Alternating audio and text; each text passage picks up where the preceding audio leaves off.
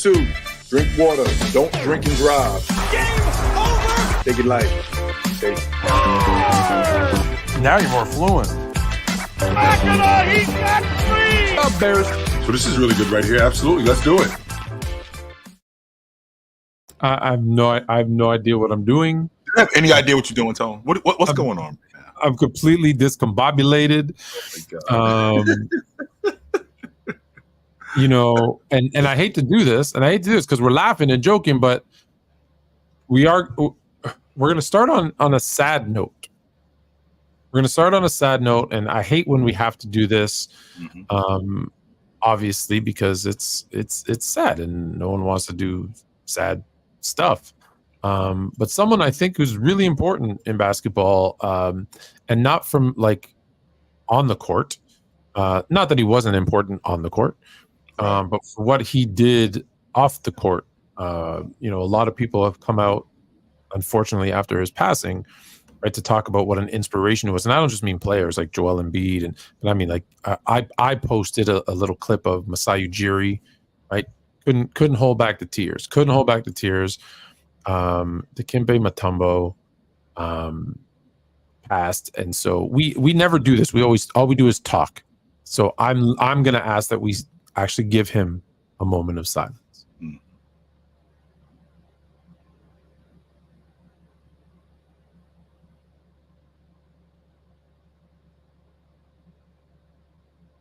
One of the good dudes in basketball.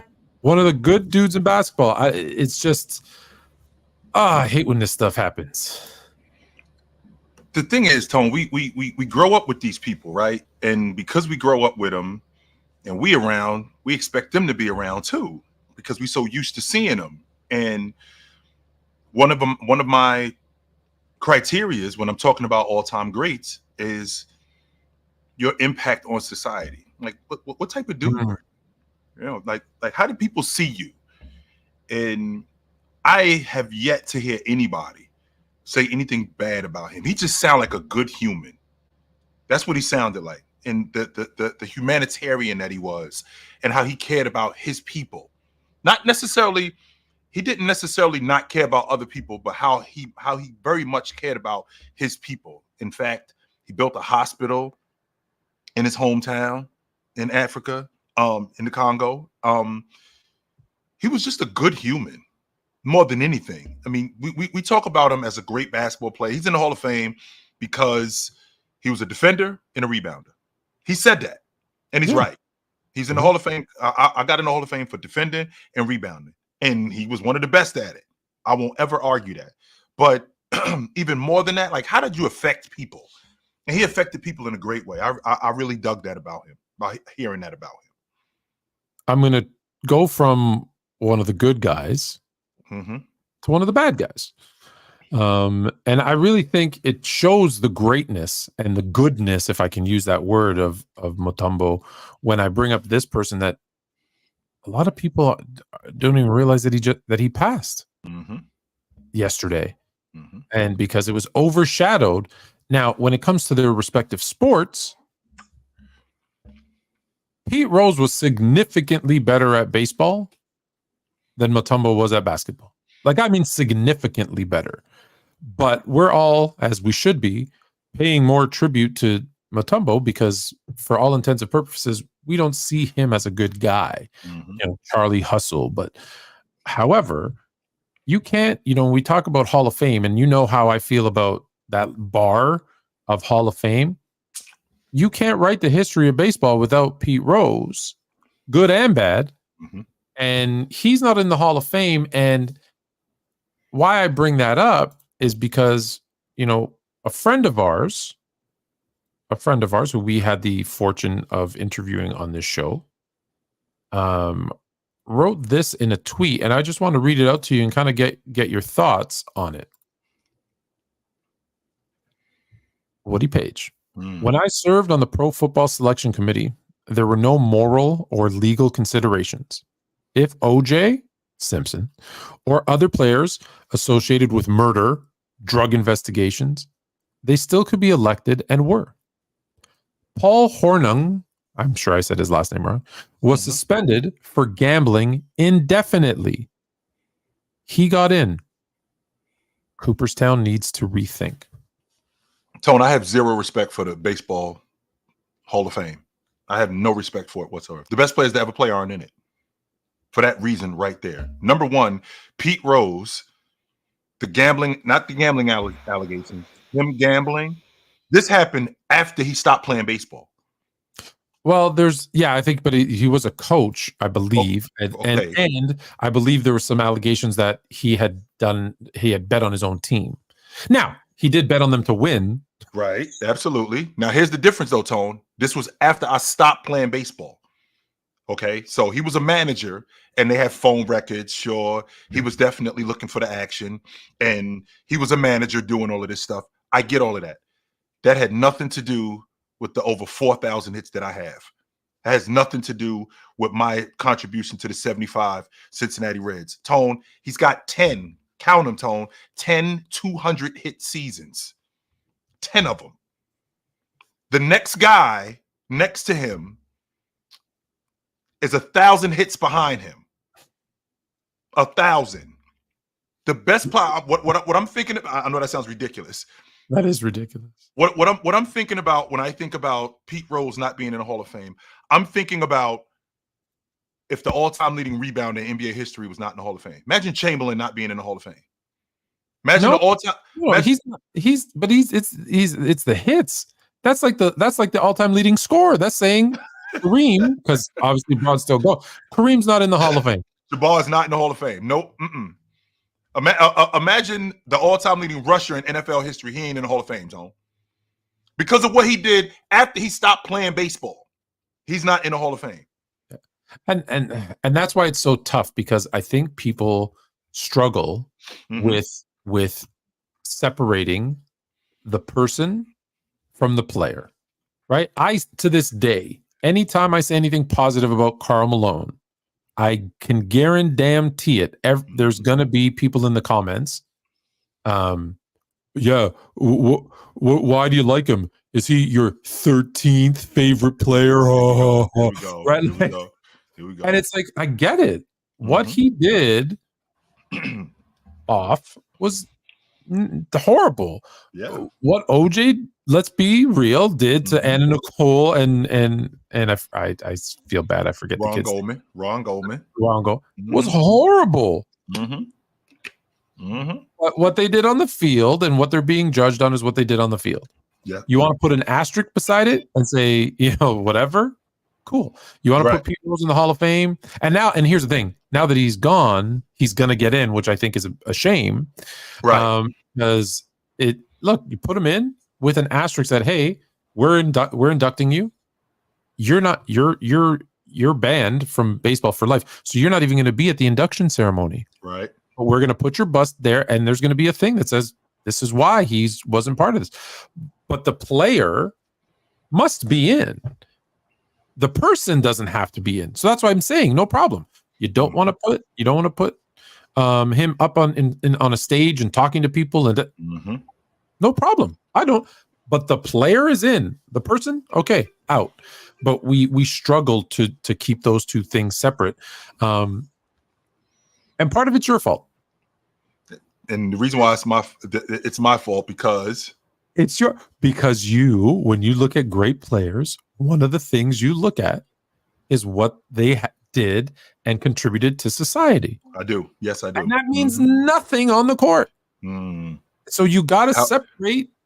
Which would explain why Karl Malone is where he is, which would explain why. Can you imagine, first and foremost, Ty Cobb was a raging racist. Ty Cobb wasn't a racist. He was a raging racist. Can you imagine if we had what we have today? For the record, though, what year was that? It was like 1930. Okay. Right.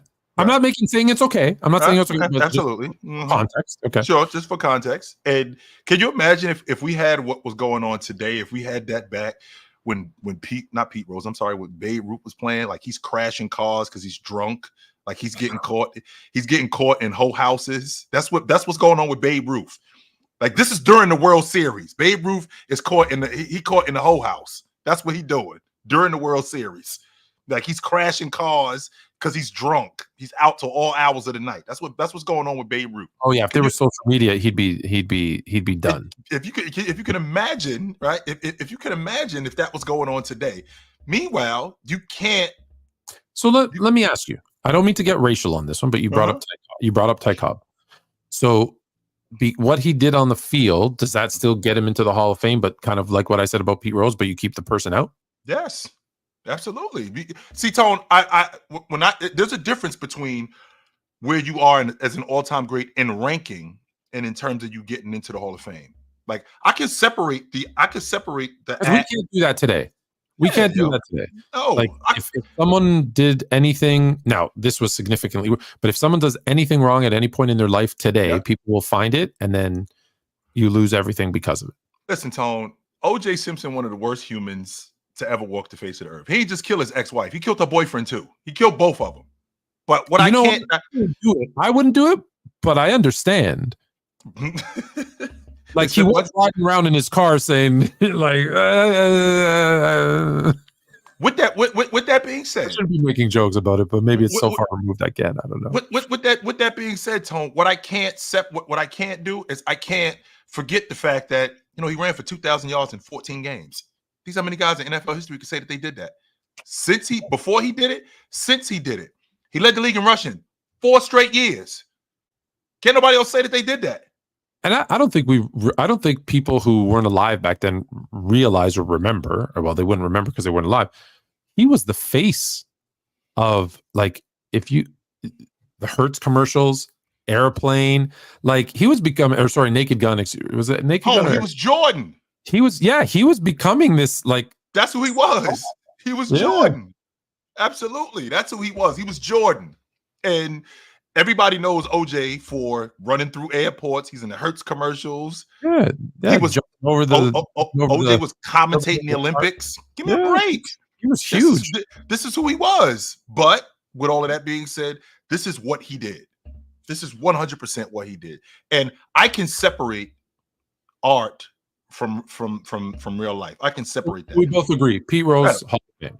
There's no reason why you can't give me legit logic why Pete Rose shouldn't be in the Hall of Fame. There's nobody in MLB history, in the dead ball era and the live ball era, that could say that they hit the ball more than Pete Rose. How can your Hall of Fame be validated when the best players to ever play aren't in it? I already know how you feel about the Hall of Fame, Tone. I already know how you feel about it. And if we're talking about your standard, and just so you guys know, my man Tone, his standard is way higher than mine. Like, there's no way a guy like Pete Rose shouldn't be in the Hall of Fame. Like, in fact, guys like Pete Rose should be the only one in the Hall of Fame according to Tone standards. Yeah, he's the only one. Like he's the only. Like OJ is one of the few guys that should be in the Hall of Fame. For those that don't know, because I figured out my standard. So my standard is here's what it is. There's like players, right? Yep. There's above average players. There's all-stars, stars, superstars, Hall of Fame. So for you to be a Hall of Famer, that's a level up from being a superstar, which means not every superstar makes the Hall of Fame. That's my standard. Now, is that right or wrong? It's my opinion. So you can agree, you can disagree. That's my standard. That's the next level up, because the way I look at the Hall of Fame, and I know a lot of people don't look at it this way, is that's where you become immortalized. That's where you become forever. So to have a star player in the Hall of Fame, to me, is a little bit of a slap in the face, because they if they weren't there, they'd probably be forgotten. Whereas you need to hit superstar status, and then some of those superstars are immortalized. I get it. It's a high standard. And I tried to work with you, Tone. I want to put floors in the Hall of Fame. Like, okay, this floor is for these guys. This floor is for the Tone. Don't want to do that. No. This is the velvet rope. Well, no, now, because of where we are, I say yes, we might have to add a second floor and move my people up. Yeah. But that being said, we've got a laundry list of topics. Yes, we do. We've got referee James Gucci Williams. Is there anything do you want to do the interview? You want to do that first, or you want to get into the topics? Let's get into the topics, and we'll get to Mr. James Williams in a second. We'll get to and Jeffrey, And Jeffrey, just so you know, since you're saying that about OJ, I need you to keep that same energy about people who end up going to jail for stuff that they didn't do. And they sit there for 20 and 30 years. I need you to keep that same energy for those people too. If you're going to say that about OJ, keep that same energy for those people. So I remember I was where was I? I was attending University of West Virginia when the verdict came out, and everybody cheered. You remember back when he got not killed?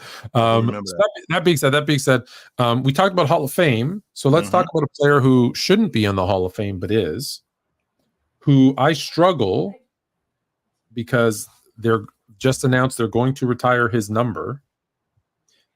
And I don't know how I feel about it. Because on one hand, Vince Carter changed the game of basketball for an entire country. Not a city. Not just the city of Toronto. No. An entire country. And you probably wouldn't have, not that these, now some of them are good, some of them are, but you probably wouldn't have the Jamal Murrays, the SGAs, the Andrew Wiggins, the Anthony Bennett's, the Dwight Powell's, the like all of these Canadian players, 9 NBA players on Team Canada this year, RJ Barrett. You wouldn't have these guys. Now, RJ Barrett's dad played, so he probably still would have, but he'll even tell you. We could take it even further back than to like Tristan Thompson. He's from Canada. Yeah, Tristan Thompson. We can Kelly Olynyk. There's a laundry list of players. Lou Dort. Steve Nash. Steve Nash was. He was born in South Africa, but no. But I don't mean that he's not Canadian. I mean that I think he was around the same time. I don't think Vince inspired him so much. But Shaden Sharp, Portland, still part. Yeah. Tons and tons of players. Needless to say, he inspired them to the game of basketball, to play the game of basketball. Like I remember, Vince Carter gets drafted, the dunk off. All of a sudden, I'm seeing not only new basketball courts popping up everywhere. I'm seeing people playing on that wasn't going on previous. That wasn't going on previous to Vince, is what you're telling me, Tone. It's not that it wasn't. It was just like, like I could go to a court and get to and shoot around by myself when I was a kid. Yeah. After Vince Carter, as an adult, they were a lot busier. Wow. and there were a lot more of them. So it definitely, you saw it change. Now Toronto specifically being, the most multicultural city in the world, that also, not everybody related to hockey. Now that was me, maybe I was ahead of my time. I never just connected with hockey.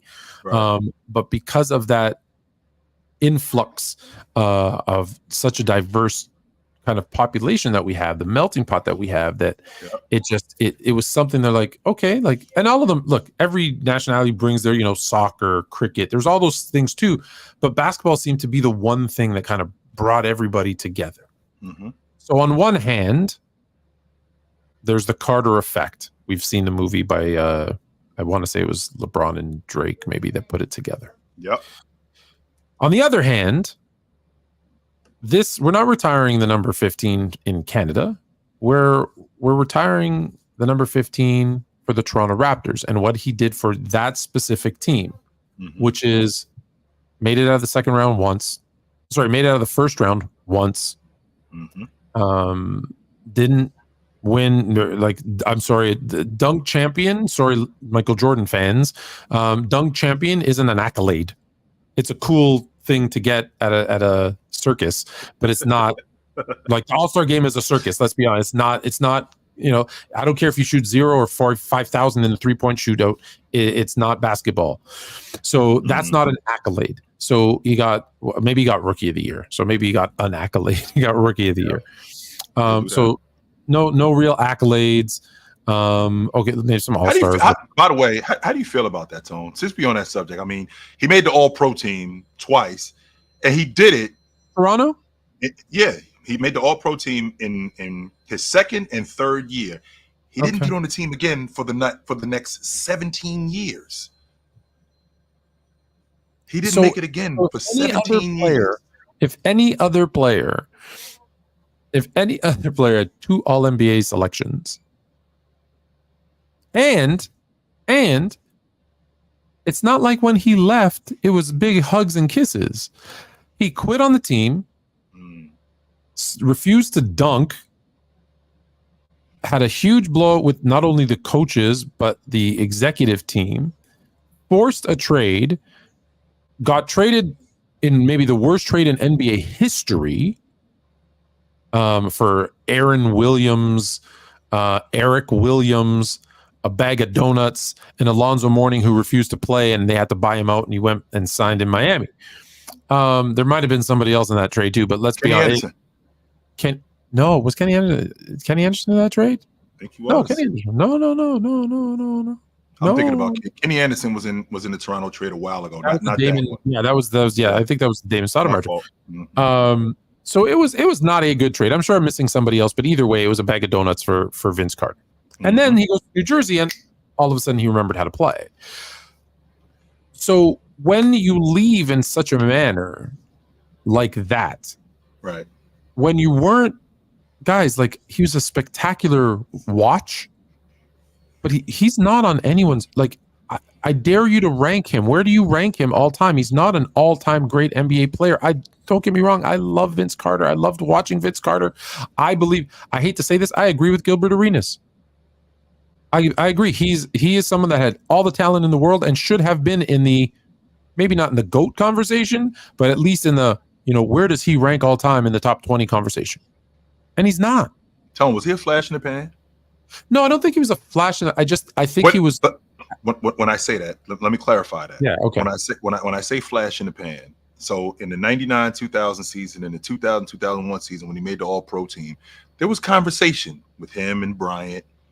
There was conversation with him, Tracy McGrady, guys like that. And then it kind of died down. And then we didn't hear about it again. Yeah, because when you heard about it, you heard about it when the team wasn't good and they had no expectations. Mm-hmm. And the second they started making moves, right, and they had Antonio Davis and Chris Childs and Alvin Williams and Tracy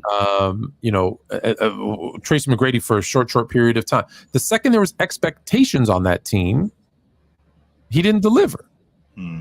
Like, he didn't, like, everyone gives him grief for that game 7 against Philly where he misses the 3 because they're like, oh, he went to his graduation that day, that's why he missed. No, he missed that shot because that's who he is. He would have missed that shot whether he went to the graduation or not. So again, this sounds like I'm bashing Vince, and I'm not. I'm just saying, that's not a Hall of Fame player. That's not a guy that, if I owned a team, I would retire his number. Now, I would do something super special because, again, this is why I'm torn. Because what he did for Canada and what he did for basketball, and maybe even what he did for the Raptors, because who knows, maybe if they didn't have a Vince Carter, they would have gone the way of the Grizzlies and they would have moved. Maybe. I don't think so. I think Toronto has shown to be a great sports town, and I think we would support that team regardless. Yep. I think if Antoine Jameson, if they don't make that trade, let's assume, even though they always had Vince, but let's say they didn't make that trade and it was Antoine Jameson comes, right? Not a superstar player, I think they get behind him. I think that team still wins 45 games, 50 games, and the Toronto fans are so crazy for basketball that this team stays. I don't think the team leaves Toronto. And that's why I'm torn. Is he meant so much to the country, but what, let me just quickly pull this. Let me pull this up for a second. And then I'll let you go. If OKC can retire Nick Collison's number, see, that's the problem. That's the problem right there with retiring numbers of people who don't deserve it, because now the bar goes there. Nick Collison. You know what that means? If Nick Collison gets his number retired, everybody should get their number retired. Well, not everybody did what Nick Collison did, though, Tone. That's the difference. Like, Nick Collison isn't in the Hall of Fame. Nick Collison got his jersey retired for what he did with the Oklahoma City Thunder in Seattle. That's why he got his jersey retired. He didn't get his. First of all, he was there for like 15 years. Longevity means longevity should 100%. Yes, it does. Tone, we've never criticized anybody for being awesome for a long time. Never. And the fact that Nick Collison was there for that long, I think Nick Collison is in the top 5 all time and in Seattle history as a rebounder, games played. I think he's in the top 10 all time in points. So, stuff like that kind of stuff matters. Now, when you're talking about It's when you talk about the Hall of Fame, listen to what it is, Tone. The Hall of Fame. How famous were you? How big of a deal were you? And I know that what we do is we predicate it on what you did as a basketball player, which we should. 100% we should. But to your point, he made basketball in the country of Canada a big deal. He made it famous, not just in Toronto, but in Edmonton. They watching basketball in Saskatchewan. I agree. That's why I say I'm famous torn. for that. He's famous for that. He's famous for that. Yes. So no one should wear his number anymore? Considering what he did with the Toronto Raptors in the 8 years that he played there, bringing basketball to Canada, not just the city of Toronto. Don't forget the way he left. I do remember the way he left, and I can say that when you listen, you give your girl 8 great years, and you're amazing, and you're the best boyfriend she's ever had, and then when you break up with her, you punch her in the face and knock out all her teeth. That's all people remember. She's not going to remember you. She's not going to remember you as a great boyfriend. That's all they're going to remember. Nick Collison, by the way, 14 years, OKC, Seattle, 5.9 points, 5.2 rebounds, 1 assist. I'm sorry. If Nick Collison's number wasn't retired, no one remember who he was. I'm not sure if that's true. No one would bring up his name. No one would bring up Nick Collison's name if his number wasn't retired. I'm sorry, they just wouldn't. And you can argue with the wall, because you're not going to get me to believe that anyone would remember. And again, this isn't disrespect to these guys. It's more of me holding the Hall of Fame and jersey, retired jersey numbers to a different standard. I hold them more than any player, right? Like there's again, I'm not saying that I'm right or wrong. What I'm saying is I hold those honors in really high regard, and I think when you give it to people who aren't like just unquestioned, like, you know, when people say, should this person be in the Hall of Fame? Let me use football for example. There's a debate. Should Eli Manning be in the Hall of Fame? If there's a question, it's a no. If there's a question, it's a no. He's definitely getting in though. I know he is. I know it because he had the 2 best runs and yes, the 2 best playoffs you could ever imagine, and he beat the greatest quarterback in the history of football. So he's gonna get in. But that's what my point is. That's why I struggle. Is that if it's a question, right? Like if there's a debate, should they be in the Hall of Fame? Should their number be retired? For me, the answer is then always no. It should be automatic, right? Jordan in Chicago, retired. Kobe in LA, retired. LeBron across the whole entire NBA, done. Like there's the automatics. Like no one argue. No one's did they say anything that anyone's going to argue with? No. Right? Like Dirk Nowitzki. You want to retire his number in Dallas? Duh. There's not even a question if you're going to do that. But when you say Udonis Haslem, even the majority say yes, but it's a debate.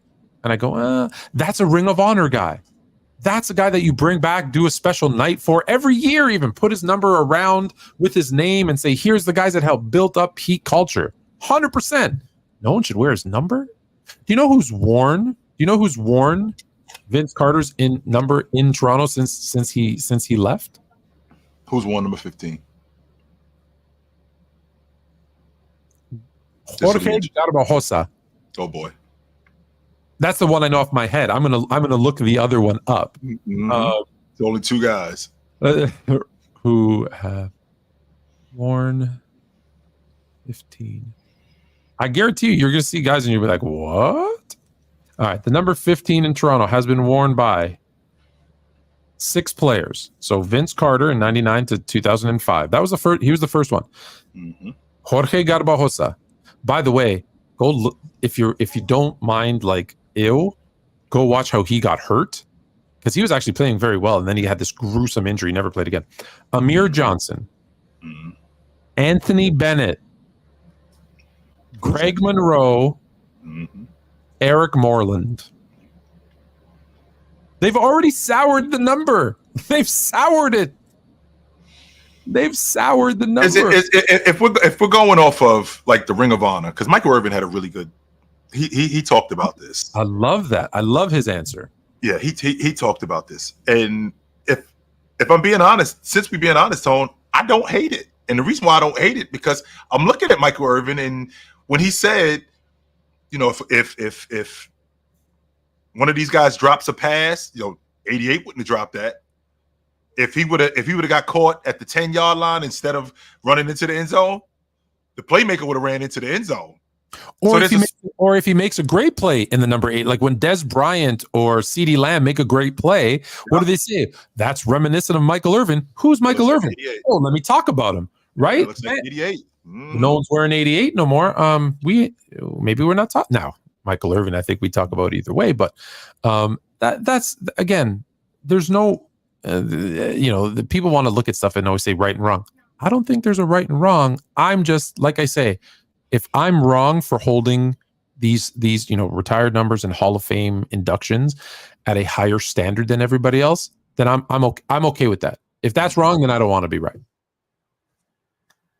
So there you have it. We got more stuff to talk about in the NBA because there's so much going on.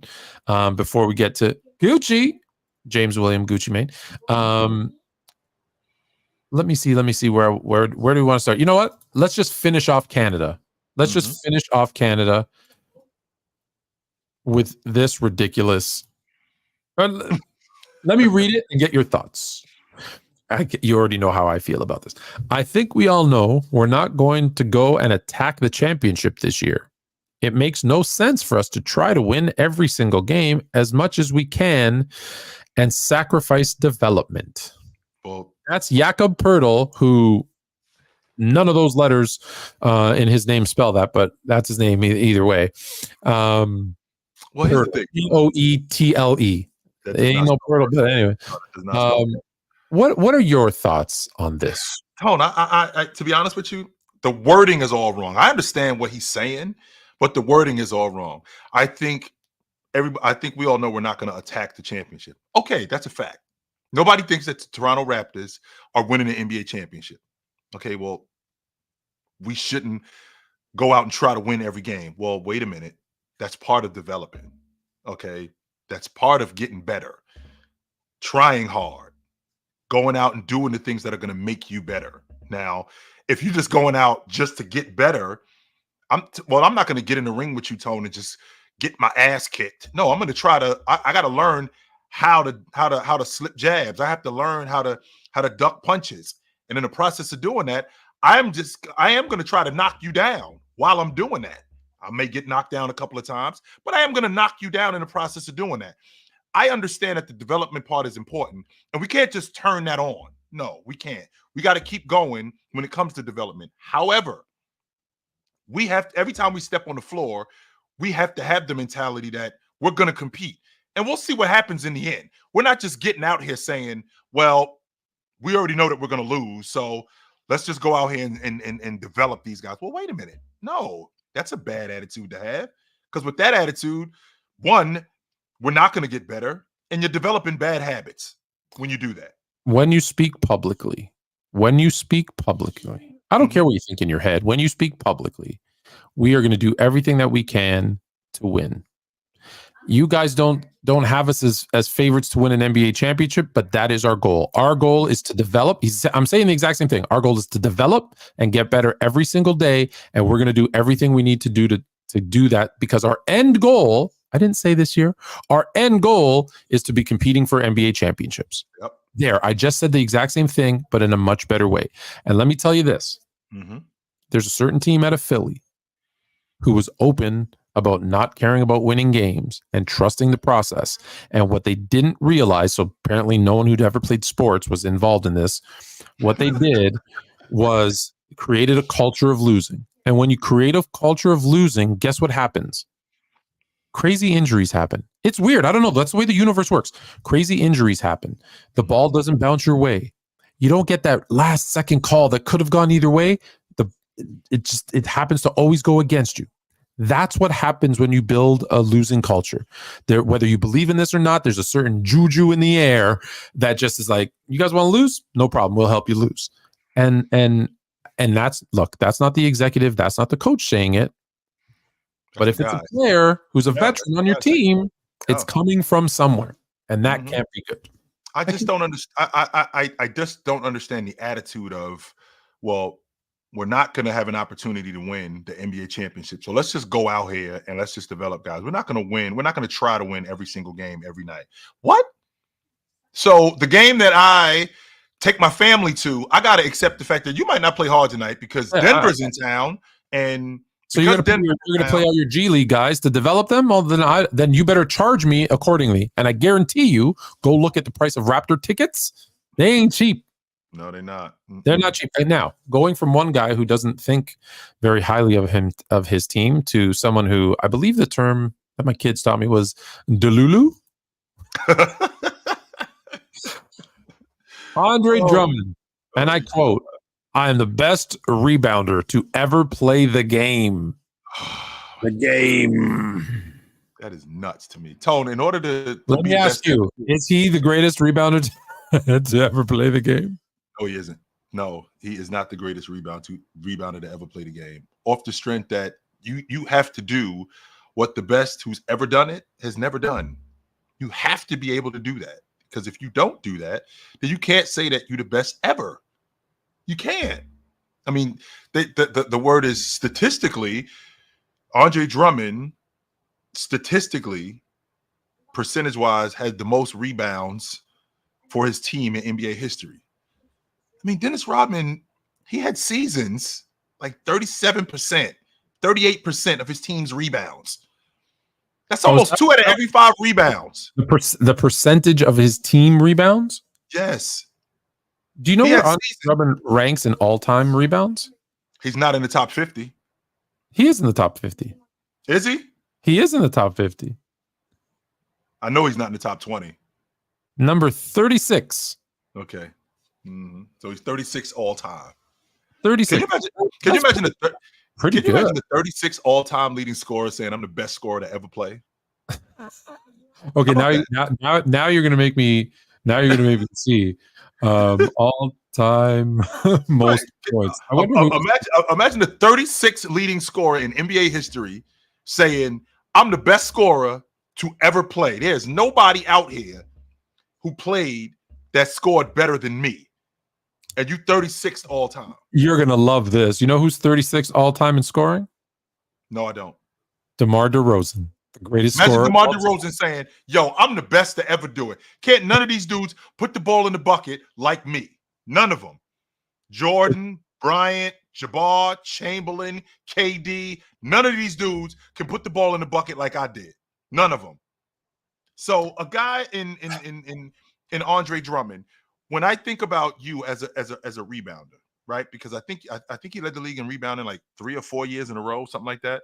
Hey, listen, I think he's very underrated. I think he's like, wasn't he like, I think someone in this chat said it, like a 15 and 15 guy for a number of years. Like, I think we don't give Drummond enough credit for how good he was. But when you say stuff like that, right? Well, if we being honest, since we being honest, Tone, he had a stretch during that time when you talked about. It was like a 3-4 year stretch. He was on pace to be a part of the 20,000 point, 20,000 rebound club.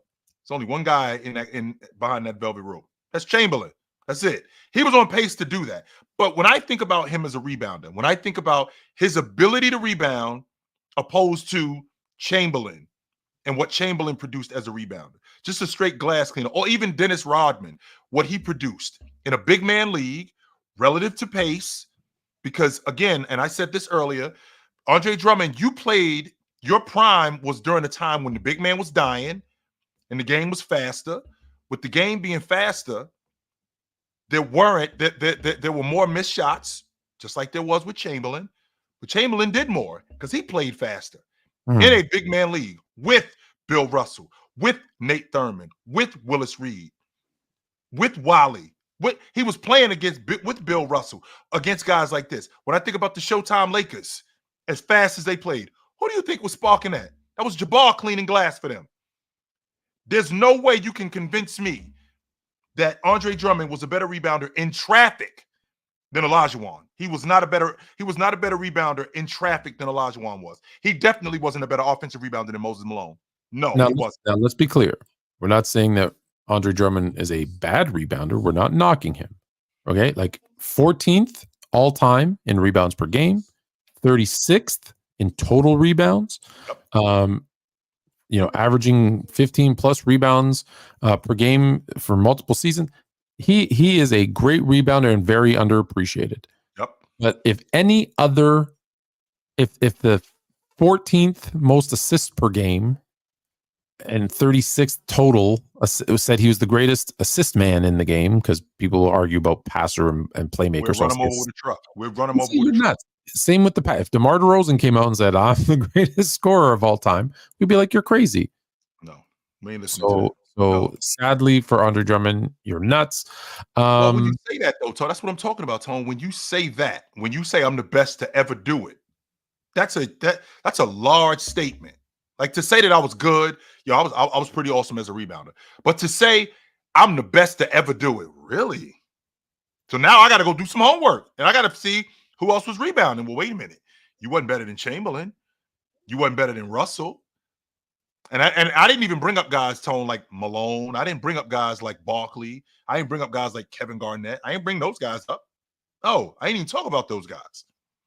Nope, I didn't. Let's stick with some delusional. I don't know if it's delusional. Let's talk about it. Mm-hmm. The New York Knicks. Championship odds plus 950. The new look Knicks. Mm-hmm. Is this a team that could win an NBA championship? We didn't talk about this trade at all. So let's do that. Let's talk about this trade. Yeah. Could they win it? If they could win it, sure, Tone. Absolutely. 100% they could win. Anybody could win.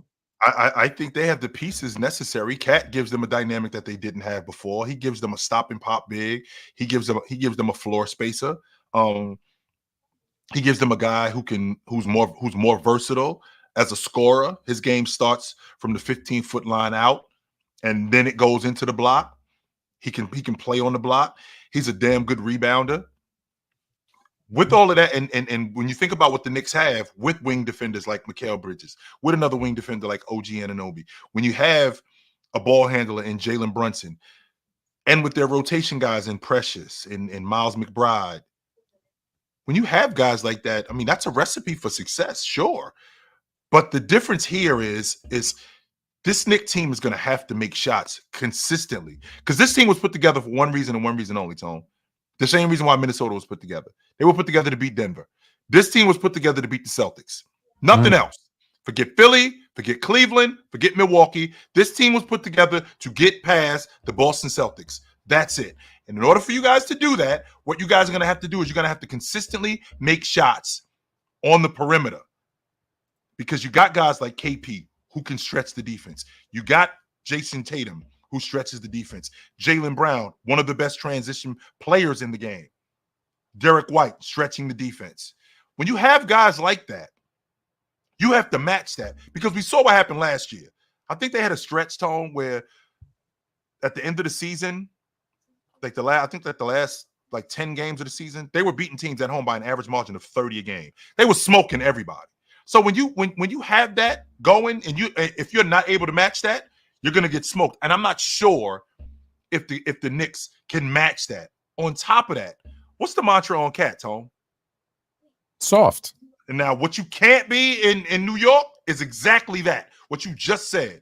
You can't be that, considering what the Eastern Conference is, with Milwaukee, with Philly, with Boston, with Cleveland. If you think you're going to be soft, you're going to get roughed up. That's not going to happen. So I do like this trade, because I think he gives them a dynamic that they didn't have. Is this going to be enough to beat the Celtics? I don't think so. No. Now, on the other hand, when I'm thinking about the Minnesota Timberwolves, I think Julius Randle gives them a level of toughness that they didn't have. I think he gives them another ball handler that they didn't have. I think he gives them a distributor that they didn't have. Another one that they didn't have. Julius Randle is one of the best passers in the paint in the NBA. I don't know if I told you this, Tone, but in the 22-23 season, that was just 2 seasons ago, Julius Randle had 156 passes out of the paint to the long ball line. The Knicks converted on 51% of those. That was good enough for numero uno. The next guy behind Julius Randle was Giannis. He was the one who did it right behind him. So he will get off the ball, which means that guys like Conley, Nas Reed, Alexander Walker, DiVincenzo, who I really like in this trade, and Anthony Edwards, you guys are going to have to be more of floor spacers. The thing that bothers me the most, Tone, when I listen to fans is that I hear stuff like the spacing between Julius and Rudy is going to be terrible. Spacing is such a buzzword.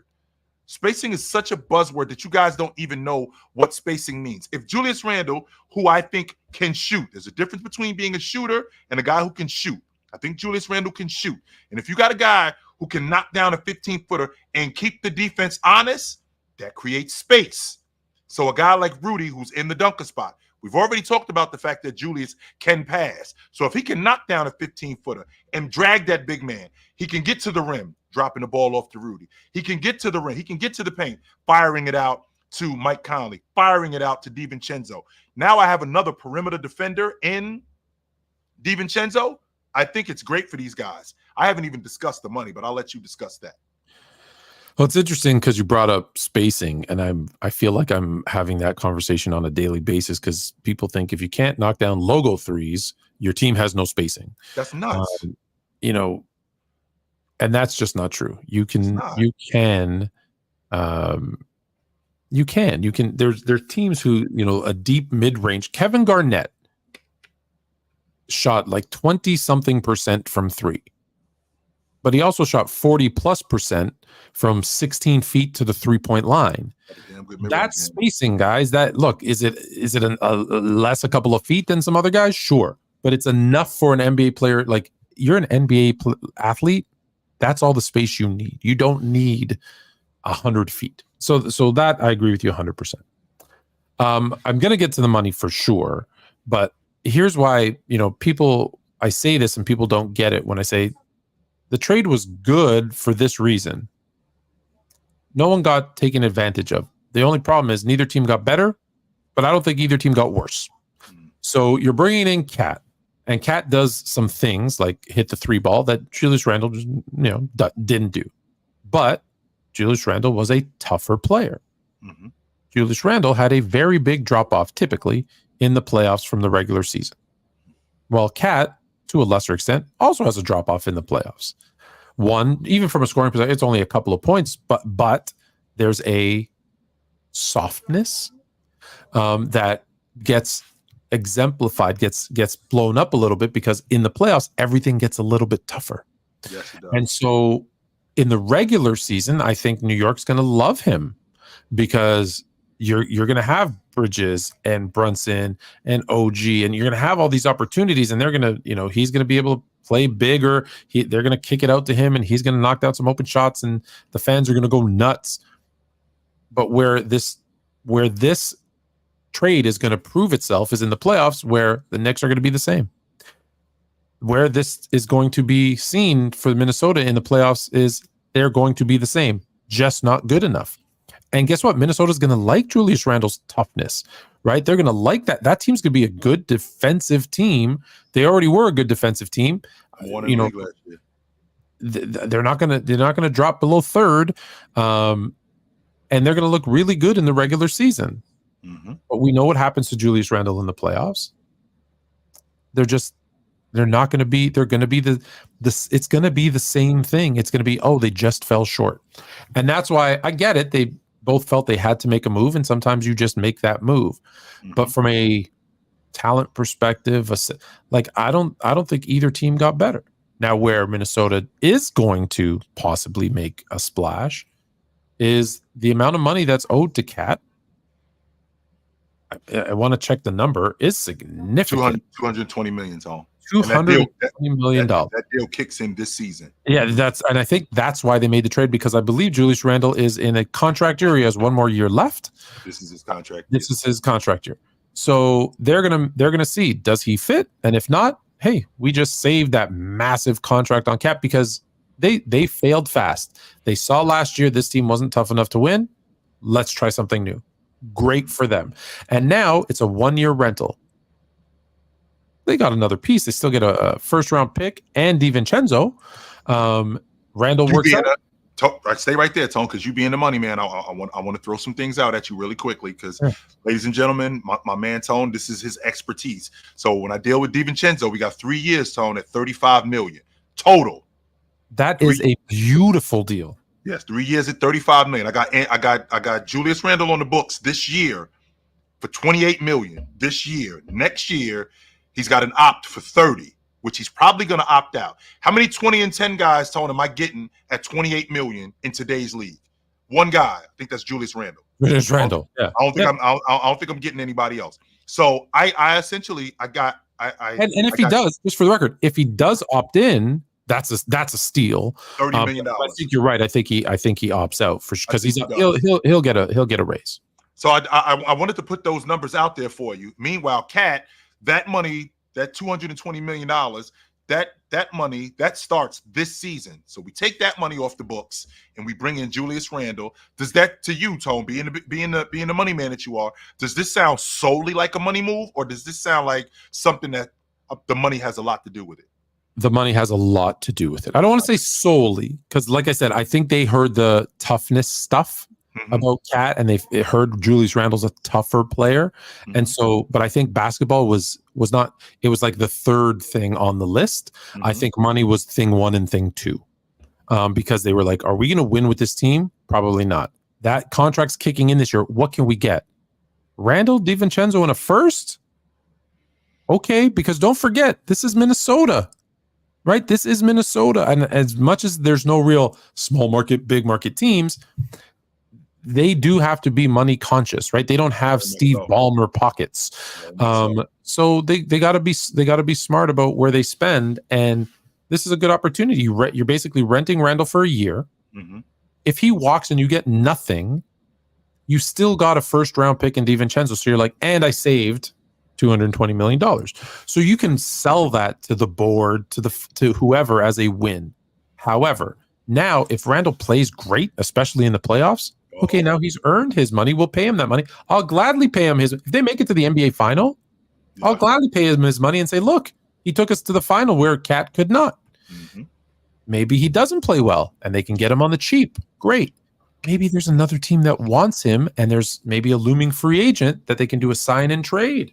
Right. And now, right, there's so many. What they've done is given themselves options to get better than they were last year, and even if they get worse, that's okay because now they have some flexibility. Because let me ask you, if this team stayed exactly how they were they winning an NBA championship next year? I had them going to the finals. I thought they were the favorites in the West. Really? Yeah, I had them as the favorites in the West. But what did you have them winning? I did not have them beating the Celtics. No, I didn't. I did have them as the favorites, and I did have them getting to the NBA finals. I'm not as sure as I was a week ago before this happened. I still think that they can do it. I do with Julius Randle. Okay. I still think that they can do it, but I'm not as sure as I was a week ago, considering what they had. Now, with that being said, you brought up the money, Tone, and well, two things. Number one, I think we've left out, which I think is really important, the idea. I mean, they got an ownership issue in Minnesota also. So I think that's why we got to take that money off the books. Listen, let me tell you something about business, not NBA, all business. Okay, when you find any business in the world, go find a point when that business was sold. Any business, fine, and go look at what they did about 3, sometimes 6 months before that sale. I guarantee you will see executives being fired, people being restructured, people being packaged out, because what you're trying to do is you're trying to cut out all the fat and make it look like a good purchase. That's business 101. So I'm going to sell this team. Well, guess what I just did? I got rid of a $220 million commitment for you. Oh, okay. That looks a little bit better for me. It gives you flexibility to stay where you are now with this salary cap. You're going to have $30 million coming off the books. Choose to do what you want with it. Your choice. Okay, I got the option. Okay. That makes it a more attractive sale. That's just basic business. So, that's why I said money was 1 and 2. Yeah. Basketball was 3. And a different 3. Sound like what you did with this car, Tone, is you put a different engine in it. You kind of cleaned it up a little bit for me. Listen, I put on new tires. I put that tire spray on it to make those tires shine. I got it a nice detail in and out, and I pulled it up to your house, still dripping wet from the wash. And you're like, "Ooh, it's shiny." You know, my dad always used to say this. My dad, not a mechanic, by the way. My dad always used to say this. He goes, "I don't know, man. I feel like the car runs better when it's clean." It's just because it feels better. It feels better. So yeah, 100%, 100%. I was very vocal about my team, my Lakers, and their 55th pick. I didn't say it was a bad pick so much as I said the only reason they made that pick was because it was their. You didn't hate it. You didn't hate it. I didn't hate. I said, well, but I did listen. But I wasn't. It was picked because the pick was because of nepotism. We know why. But guess what? If I was a GM of a team, I'd draft my son. So I'm not saying nepotism's wrong. I'm saying it was. Just admit that that's what it was. Because the 55th pick, I think one in the last 10 years has even played, more than 10 minutes. So I was vocal about that. In the last 5 years, just so you know, Tony, in the last 5 years, Wiggins, that's in Oklahoma City. Mitchell Wiggins, right? Yeah, Wiggins in Oklahoma City, and the kid that's in Golden State. Those are the only two guys that's still in the league in the last 10 years, by the way, not the last 5, in the last 10 years. There you go. So the only part that I was just saying to people, let's just admit it's nepotism. I'm not saying it's wrong, but it's nepotism. It's kind of like what I said, like, KD going to Golden State, right? That was a soft move. It was a smart move. You got 2 titles out of it. LeBron going to Miami. He was a free agent. Do what you want. Even helped Cleveland out by making it a sign and trade and getting himself traded to Miami so that Cleveland got something back, won himself some championships. Wouldn't have got that in Cleveland. Not going to hold it against him, but let's be honest what it was. Mm-hmm. But I feel like, if nothing else, this is going to be fun to watch. It does. Doesn't it look fun, Tone? Because I would love. I'm way too old and he's way too young. But man, would I have loved to have played on any team with Fluent Jr. Because this is the kind of relationship he and I have, as you've seen when he comes and we talk. Absolutely. And we're super close. And you obviously had tons of conversations with your nephew. Mm-hmm. But I feel like it's going to be so much fun to watch these two. And at first I was like many people, like Magic, keep him in the G League and let him develop as a player. And then I was like, you know what? If we're not going to be good or we're not going to be competing for a title, what? Have fun, man. You're never going to, first time ever in NBA history, just enjoy it. Just enjoy it. Absolutely. So, not yet, go. We he'll be on in a little bit. He'll be on a little bit. Jay will be on in a little bit, Jay. But to your point, Tone, right? To your point, if Jordan was playing in the league and his son was around that age, Marcus, speaking of Junior, what up, young fella? What's going on with you? Would you, if you and I had a chance to play in the NBA together on the same team, would you want to be on the same team with me so we could play, or would you want to be on a different team? Absolutely. Yeah. Who doesn't want to do it? I want to play with my father. Hell yes. Love it. Hell yes. I want to play with my father, no doubt. And if Jordan was playing if Jordan was playing in 2000 or 2001 and Marcus was at UCF and he's 21 years old and they had an opportunity to get him on the Wizards, Jordan would have done it. Heartbeat. Hell yes, he would have done it. In a heartbeat. There aren't many guys who would not have done this. As he should. Listen, right? Some people knock this, but I love the fact that Giannis is like, yo, I want to play. I want my brother on the team. And if you have the ability and the pull to make that happen, because let's be honest, the 12th, 13th, 14th, 15th player aren't getting minutes anyways. So if it could be my brother, who now I have, because people forget we travel a lot. We got a lot. In some cases, we have you got a roomie. Yeah. Well, why not let that be my brother? Grew up. That's my first roommate anyway, ain't it? Ain't that my first roommate anyway? In most cases, yes. Yes. I was asked that. Hey, little bit. I was asked that, like, who was your first roommate? I said, my brother. That was my first roommate. So if I get to travel with him, get to go on the road with him, yes, I'm doing that. Hell yes, I'm doing that. Listen, I had to share, like, we had parents, 3 boys, a 2-bedroom and 1 bath. Like we shared it. Like There you go. we shared everything, whether we liked it or not. There you go. So I like I said, I didn't love it at first from a player perspective, and then I was like, the reality set in where I was like, the Lakers. Look, if they're good, they're not going to put him in and cause them to lose games. But in games that are blowouts, in games that whether they're up or down, whatever, or if they're just not as competitive as we think they're going to be, why not? Why not? Like, does Thanasis like hurt the Bucks? No. But you know what? I bet you there's some days where he helps because he's the one that can be like, yo, Giannis, yo, chill, right? And this might be, yo, Dad, Thank you. So I'm not, like I said, I think from a player perspective, should have stayed in college, should have got better, should be spending time in the G League.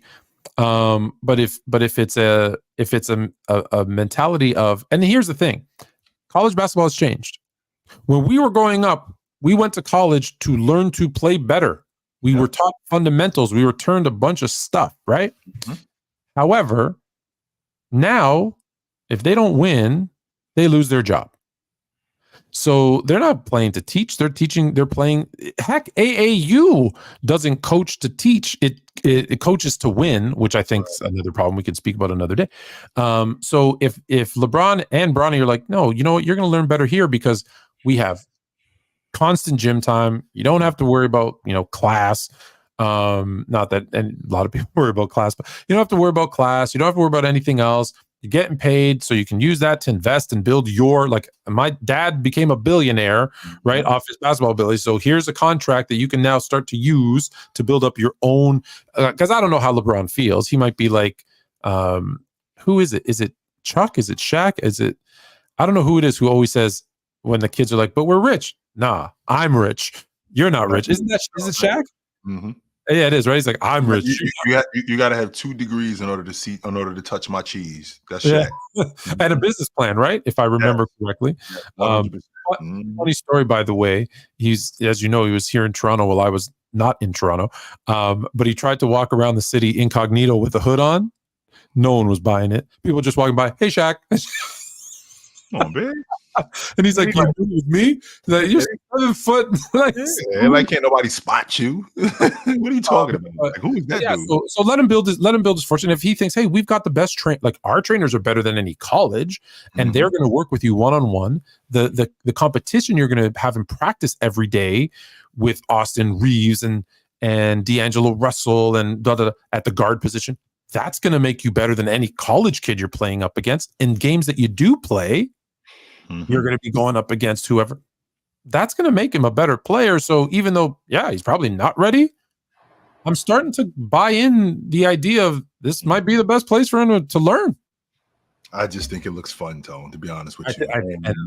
I think it looks fun too. I do. I think it looks fun. I was in the minority. I probably was in the majority when I said I think he should have gone. I think he should have stayed in school. I'm not. No, I think we all agree. I think we all agreed on that. Stayed in school, but it was one of those things where, like, Tone, you went to Fluent Junior School, you went to your daughter's school, and you saw how they was teaching her, and you thought, you know what, you could probably learn more if you got homeschooled. I could take care of you better if you got. Even though it's probably better socially for her to be in school, but you could probably learn more if you were with me. I get that. Sure. I definitely get that. All right. Last one before we get to Gucci. For those that don't know, James Gucci Williams, who is an current NBA ref, ref game 4 the NBA finals last year. Like, and that means a lot. Like they don't just give you NBA finals games for nothing. So we're going to chat with him right after this final topic, which is #free Jimmy. #free Jimmy. I don't know if people still do hashtags. You wanted to talk about Jimmy Butler in Miami. I want to talk about getting Jimmy out of Miami. I will let you go first as the resident South Floridian. Well, if you look at Are there any shenanigans? If you're looking at Jimmy Butler right now, like you don't see the Jermaine Stewart hair, you don't see anything wow this time. Like you see a dude he got his hair together. He Mhm. looks like he's in great shape. There's no nonsense with him, and the reason why there's no nonsense with him, we're in a contract year, Tone. That's why we are in a contract year. I'm in the minority because I think that you've gotten everything that you're gonna get out of Jimmy Butler, and I think it's prime time to move on from him. And with that, they're going to dangle him after Miami gets busy because I don't think Pat Riley's paying him. I don't think Pat Riley sees Think? himself. No, I know he's not paying him. yeah, I know.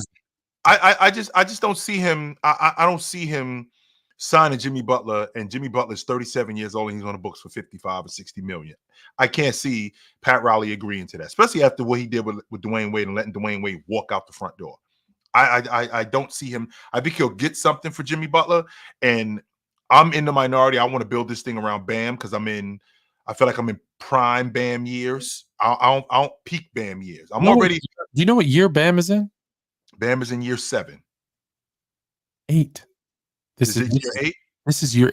I saw a thing where it was showing this is how you know you're old, and it showed like Luka's in year 7, Bam's in year 8, Booker's in like year 9 or 10. Yep. I thought these guys just got in the league like 3 years ago. Correct. He did. He showed up in 17. He was in that draft with Jason Tatum. And he was in that draft. So he's going into year 8. That's correct. I'm sorry, not year 7. He's going into year 8. I feel like I'm in peak Bam years. Yeah. I feel like I can get 3 more of these years. I could still get prime Bam years after that, but I feel like I could get 3 more of these 20 and 10 years from Bam. And I want to maximize that. I think that we've gone as far as we're going to go with Jimmy Butler, and I'm ready to move off of him, Tone. I am. I think it's the best thing for Miami, and I think it's the best thing for Jimmy. My only question is where and what can they get in return? Because ideally, and we've talked about this for 7 years, can they get a center so that Bam can move to the 4? We already got one, Tone. That kid Ware. He's our guy. You think he's your starting center? He pushes Bam to the 4? Yes, I think he starts day 1. Day 1? Okay, excellent. Who can we get for Jimmy? And where? And because I like Jimmy so much, like Jimmy's one of my favorite, like I would say in the current NBA landscape, if not top 3, is one of my top 5 favorite players in the NBA and has been for at least the last half decade. Where's a good fit for Jimmy? I think we got to get a third team involved. You know how I am, Tone. Of course, you have to get a third team involved. We just made the list. And the reason why we got to get a third team, I know this sounds ridiculous, Tone, but I want to upgrade at the league guard spot because I'm not a fan of Scary Terry. I don't think we winning with him. So I want to upgrade at the league guard spot. I know that we can't just ship him to Brooklyn and Brooklyn will just hand over Ben Simmons, which does make sense if Ben Simmons was Ben Simmons, but there's nobody in the league who has been back, no pun intended, who has been back more than Ben Simmons has been back. Nobody. And until I see it, I'll believe it. Until I see it, otherwise I don't believe it. With that being said, I had mentioned earlier that I liked Colin Sexton because he seems to be like a Miami Heat guy. He doesn't pass enough for me, though.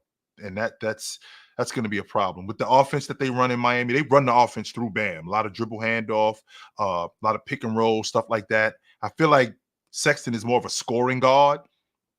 But if I can get something like Sexton where I got a guy who can pass a little bit more but can score, I think that'll be perfect. And I think we do have to get I think we got to get a third team involved because I don't want to just send buckets to Utah. I don't want to do that. No. You don't want to send him to? Why don't you want to send him to? I don't want to just send him to Utah. I know this is business talk, but I think we owe him more than that. I don't want to just after everything that he did, I don't want to just ship him. You don't think him and Laurie would be? I think it would work. Oh, I love it. Sure. You just don't like Utah. I just don't want to just ship him to Utah. I don't want to do that. So what about what? Oh, okay. Just FYI, November 1st or 2nd, about a month from now, Utah Jazz assistant coach Scott Morrison will be back on the program to talk about the Utah Jazz in this NBA season. So put that out there nice and early for you guys. That being said, so Sexton, let's say Sexton comes to Miami. Are you moving Terry as well? Yes. Okay. So Terry I think goes Preston is better than him. I do. okay, Terry goes back to Utah. Jimmy goes where? Where's a good fit for Jimmy? Do you want to send him? Let's fill out the criteria. You want to send him to a contender, right? I do want to send him to a playoff team. I do. Yeah, you want to send him. him. But you know what I do want to do also in the process of sending him to a playoff team. So Get him out of the East. Yes, I'm not keeping him in the East. No, get him out the East. Mm-mm. So who are the playoff teams that could have something in return? Let's go through the teams. Minnesota. Well, I think they might be done with moves. I think. Mm-hmm. And obviously he's not going back to Minnesota. Let's just be honest. Mm-hmm. Phoenix. There's unless they're taking Beal's nasty contract back, I don't think they're moving anybody else they're not sending Booker. So Phoenix doesn't work. Denver. I think they straight too, Tone. I think they're in a good spot. Mm-hmm. Dallas. Well, I think that they shored up their small forward spot. I mean, that's why they got Najee Marshall. That's why they got Clay. I think that they're straight. And the difference is with buckets, it's more of a risk for the team because he's got an op after next year. So it's very much like with Julius Randle. We got to be real careful about trading for him. As much as I love everybody going to my Lakers, does it make sense in LA? I think you're in the right city, Tone. You're in the right neighborhood. I think you're knocking on the wrong door. Is he another one that they're going to waste in Clipperland? I think you're knocking on the. That's all. I think you're in the right neighborhood. You're just knocking on the wrong door. I don't hate him, I don't hate him with the Clippers. I don't. Mm-mm. What would you want back if you're Miami? What would I want back if I was Miami? If I'm being honest, I don't know if I hate James Harden. Oh, Jesus. Since we being honest, I don't know if I hate James. What? We talk about retired numbers. That should be a retired player. Why are the players always the last ones to know? Just no more James Harden. No more James Harden. No, I'm not letting that happen. Yeah, I think I'd rather him go to San Antonio with Chris Paul and Wembanyama. Speaking of Wembanyama, okay, chat, your job is to come up with great trades for Jimmy Butler. Go. Mm-hmm. Victor Wembanyama is the odds-on favorite to win Defensive Player of the Year. Yeah. I was on the Creator Hour with Hoop Social with him and three other guys, and they were doing way too early NBA predictions. Mm-hmm. I will tell you what I predicted. It was maybe 3 weeks ago because it ties into everybody, ESPN, saying he's the odds-on favorite to win Defensive Player of the Year. Mm-hmm. Here's what I said. Not only will he win Defensive Player of the Year, he will be top 3 in MVP voting, and the Spurs will make the playoffs. That was my bold prediction. That's a huge and yes. What do you think? Well, here's the thing, Tone. That's exactly what I'm thinking. If Victor Wembanyama is the Defensive Player of the Year, first of all, we're looking at a much better defensive team in San Antonio. That's number one. They're going to be top 5. Yes. Right? Be top 5. 100%. So we'll start there. And if they're a top 5 defensive team, that suggests to me that they're an even better team. So if they're a top 5 defensive team, if they're a top 50 win. Well, that's what I'm saying. So you got them, you have them making the playoffs. Here's the difference. And let me be clear. Just so when I say, because we have to change our vocabulary, right? Mm-hmm. Making the playoffs to me now means top 6. Making the play in means 7, 8, 9, or 10. Right. And then lottery, anyone not in the top. Sure. Yeah. I think we're in a space though, Tone, because I would be able to get on board if this was maybe a couple of years ago. I think this year we're in 2012, 2013, 2014, where it might take 50 wins to get in the playoffs in the Western Conference. I think it's going to be one of those Western Conferences this season where 48, 47 wins. I don't think that's going to be enough. I think it's going to take 49, 50 wins to get in the playoffs. I think the separation, you could have 6 or 7 teams at 56, 57, 58 wins, and the number 1 seed is at like 62. And then in order to get in the playoffs, 50 wins is what it's going to take. But if you get the San Antonio Spurs to win 50, 52 games, and they're a top 6 seed, and he's the defensive player of the year, he's 100% in the MVP conversation. 100% he's in. 100%. And 100% but I disagree with you on this. You're saying there's going to be 8 teams with 50 wins. Here's why I don't know that is going to be the case. And let me just run down the list. No particular order, but New Orleans. Is that a team that's going to win 50 games? I think they're out, Tone. Okay. I don't think they're Is Dallas going to win 50 games? I think that they could. Okay. Yes, I think they could. Denver. Yes. Golden State. I think they're out too.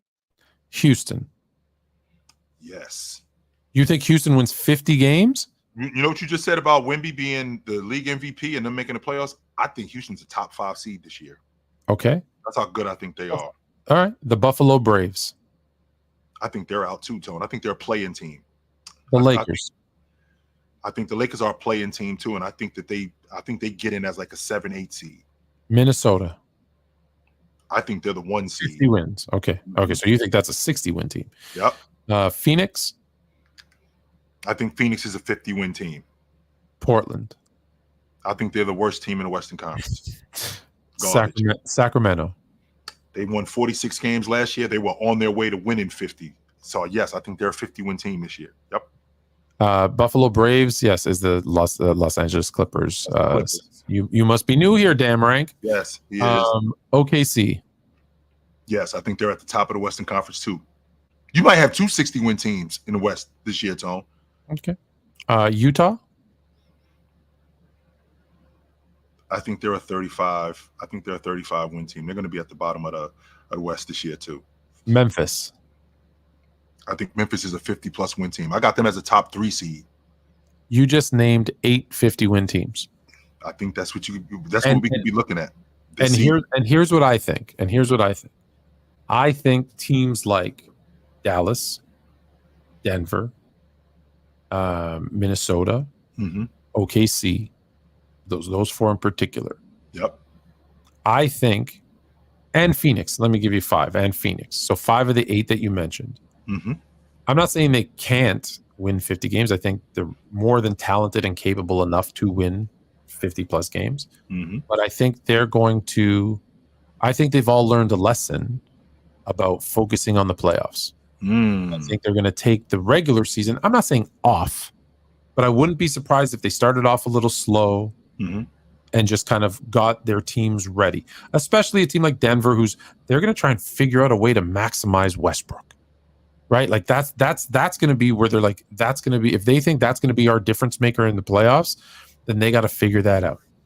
I think OKC saw last year, we fought through the regular season to, win all these games, and didn't work in we need to be playoff ready. And so that's the only thing where I think like Phoenix being an older team, right? Like KD's 132, right? He's a little. He actually just turned 89. Actually, 89. Yeah, okay. He just turned 89. I exaggerate a little to make a point. So he's I'm not saying he's not going to play well in the regular season. He absolutely will. I'm just saying I wouldn't be surprised if they win 51 or 49. Like I don't, that's why I'm saying I don't think they go crazy trying to win all these games. So maybe they're 50-win teams, maybe. And that's why I think teams that are fighting for a position might surprise a little bit and do a little better. And listen, for all those teams that you mentioned, those 7-8 teams that you think are going to win 50, one of them is going to stink. One of them is going to something's going to happen and they're going to stink. It happens every year, right? And one of these teams that we say are going to do horrible, they're going to surprise the heck out of all of us and win a bunch of games. So that's what I think Houston is, and that's where I think San Antonio is. Houston's a safer pick than San Antonio, both in Texas, mind you. Right. But yeah, no, okay, I could definitely see that. So if you had to predict it, though, do you think he's? I think Evan Mobley's the defensive player of the year. I think that Cleveland's going to be much better. Health was the biggest problem. The year that Mobley finished second in defensive player of the year, he played 79 games. Last year, he only played 46 games. He missed almost half the season. So This year with Kenny Atkinson, I think they're going to be much better defensively. Not much better. I think they're going to be better defensively, and I think that they're going to be a better team overall. Evan Mobley's going to get back to being the rim protector, the rebounder, and the paint presence that he was, because I think health was the biggest issue. I think he wins the defensive player of the year this year. Okay. Mm-hmm. There's a genius question. So and then James Gucci Williams. Mm-hmm. Genuine question. I have a genuine question for Chill and Flu. Do you guys have any hope for the Clippers at all this year? 0. I'm out on the Clips. I've been out on the Clips for about 32 years. I'm out. I never give them any hope. Nope. So no. That arena looks fantastic, though. Let me put that out there. That arena looks fantastic. Oh, okay. That arena looks great, Tone. It looks like a place that before y'all put me in a box, I got to get there. I might have to get to a Clipper game. I may have to. I may have to, because that arena looks great. It does. However, okay. Why don't let's pick a game this season and let's meet there and go to a game. We may have to do that, Tone. Let's do that. Live and direct from the Buffalo. I'm gonna create a Buffalo Brave shirt though. And I don't know if you know this. Bob McAdoo, who was on a couple months now, gave us the okay to use his chops and his mustache on a shirt. Did he? Yeah. Wow. So I might just do Buffalo Braves with his like mutton chops and mustache. Like that might have to work. Yeah, we might have to do that. So I'll get you. I know your size. I'll get you one too. All right.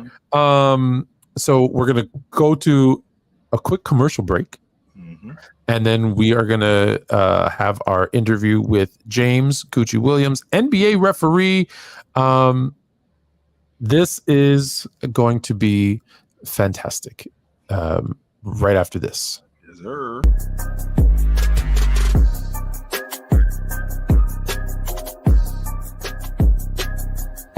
We're back with Fluent and Chill, and as you've probably seen, we have a guest, James Gucci Williams, NBA referee. Listen, there's a lot to talk about, and I know this is a little weird, but I'm going to do something before I even let you speak, James. I'm going to ask you a question because it was posed to me when I told people you were coming on. Have you and Gucci ever been in the same room at the same time? Yes or no? One time, yes. I was working a Hawks game.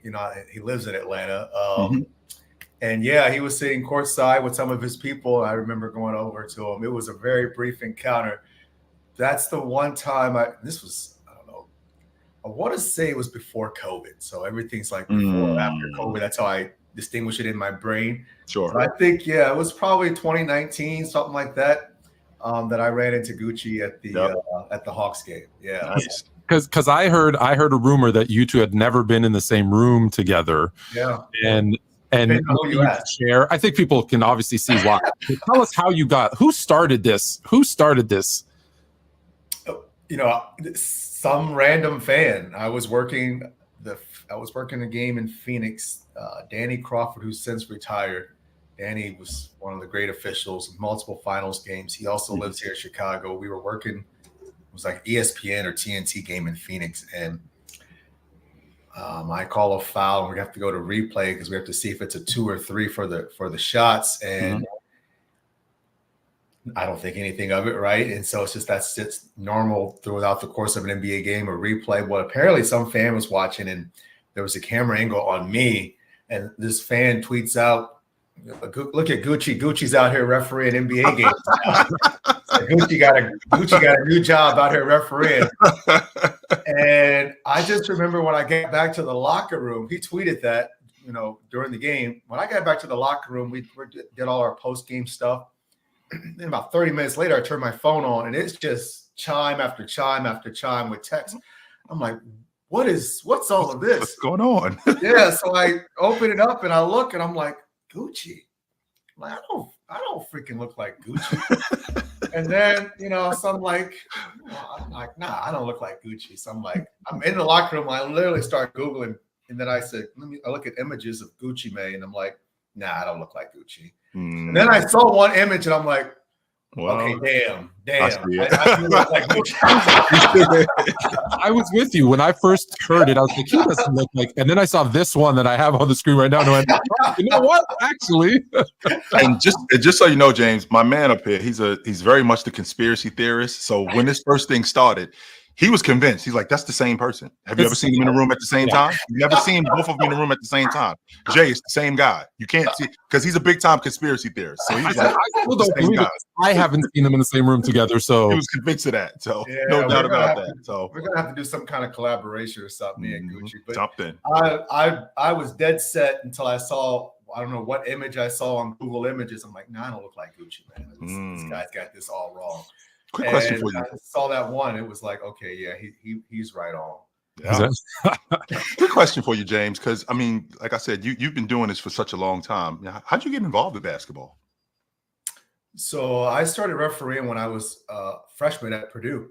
I had never refereed anything in my life. I just saw they had a call out. They had a job opening they needed intramural referees. And this was back in 1997 when I was a freshman. I think it was like $6 an hour. And in 97, $6 an hour was good money. Hey, when you're a college freshman, when you're a college freshman who has no money, yes. like I was like, oh yeah, this is I'm signing up for this. I'm like, it's sports, $6 an hour. You can make good money doing this. And I'm like, and I'm thinking in my mind, this can't be too hard. So it was the hardest thing I'd ever done in those first few games because we had a little training. They would teach you like, this is where you stand, a little, kind of give you some basic things to help you when you go out there. Yep. But, everybody knows Indiana is a basketball state, right? Purdue, Indiana, Notre Dame. People love their basketball in Indiana. So these intramural teams, a lot of these guys and ladies on these teams were former high school players. They're just out playing collegiately. Yeah. The games were like intense and serious. I wasn't expecting that. I was expecting, like some YMCA 65 and older league games. No. Like this gonna be easy. It was hard. It was harder than I thought. I was like, wow, I don't know if this is for me. And after my first day, I was like that close to saying I'm not doing this again because it was that hard. But I did enjoy it. So there was something about it that I enjoyed. I'm like, all right, stick with it. You never know. So that's how I got started. It was a flyer on campus, $6 an hour. I signed up. When I graduated from Purdue, I was supposed to, my plan was to go to law school, but I said, I'm going to try basketball. You actually look like an Esquire type of dude. If I'm being honest with you, you do look like an Esquire. I'm all in on civil rights and social issues. Those are very near and dear to me, big time, even to this day. That is my passion.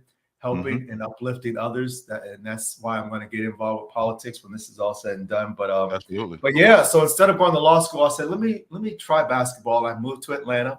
We talked about Tony Brown, Mike Nance, Chuck Jones, Tony Green, who just came off the floor, a big time collegiate referee, and Gerald Boudreau, Andrew. There's so many folks who helped me. Sure. But I moved to Atlanta. In 2001, the world was losing its mind. 9/11 had just happened. Yep. But it worked out for me, and I'm going into my 15th year in the NBA. So talk to me a little bit about that process. So obviously you just start, like you said, $6 an hour, reffing some games, move to Atlanta. How do you go about and I know, Jay, you've been through a little bit because you were a collegiate ref as well. I have not. So tell me, what are the stages? Like, do you have, obviously you apply, but is there courses you have to take, training? Like, what are those stages that you have to get to become an NBA ref? Because people just think, sometimes when you guys make not you particular, other guys make a bad call, like, these guys are blind. You got me in there. We're all in this together. Yeah. So, but it's like, but no, there's a lot of stuff that goes into it. So what are some of those steps you had to take to get there? Yeah, it's very similar to how a minor league baseball player goes through the minors to try to make it to the major leagues. That's the process, right? There is no application. It's part of one of the things we're doing with Ref Masters. We're trying to change that because it's really the training depends on where you live and who you know. That's going to be indicative of the training that you get. Who you know, where you live. It's not standardized at all. It's all different. All the different states do their own things, but my path was the path of many. You start by just doing some regular rec ball on the weekends to make extra money. Sure. And you either go one or two ways. You love it and you work at it. It's always going to be a rec weekend thing for some extra beer money, whatever. Yep. And it's usually one of those two tracks. But those that go along, I started with NAIA, Division III, JUCO, and you're literally going to play, these really small schools and small towns, and you're just working on your craft. And the way it works is you go to camps in the summer. So, Jermaine may have a camp in Miami. He's got a Division II league. You're trying to get into his Division II league. You pay a fee. You go try out with 75, 100 other people, and they're just going to observe you. And if you do well and you get a job, great. Now you're in Division II, and you're just constantly working your way up. So I worked NAIA, JUCO, Division III, Division II, and all this in the Southeast, Atlanta or at Georgia, Tennessee, North Carolina, South Carolina, Florida, Alabama. I've driven probably over 1.5 million miles refereeing basketball games in my life. Burnt up 2 engines in cars. We've been all over, right? So eventually made it to the SEC in 2006. That same year in 2006, I got hired at the NBA D League, now the G League. I did both of those leagues, the SEC, the D League for 4 years, and got hired in the NBA in 2010. Nice. So, my first year was 2001, college basketball, very small places where there's 20 people in the stands. And I got hired in the NBA about a decade later. James, when did you realize, you know what, maybe I can do this for a living? Because when you, like you said, when you're chasing it and you go into these small towns and you're refereeing in these little venues, there's a question from time to time, like, do I really want to do this? Is this really something for me? Like, when did it become a reality for you that maybe I could do this? I will tell you just a quick story. So in between my junior and senior year of college, sure, I just finished finals. I was done. But they had a tournament at Purdue. And they were paying $20 an hour. So I'm like, hell yeah, I'm in. I'm going to make some money before I go home for the summer. And I'm working my very last game. I've already got my car packed. It's got all my stuff in it. I'm ready to go.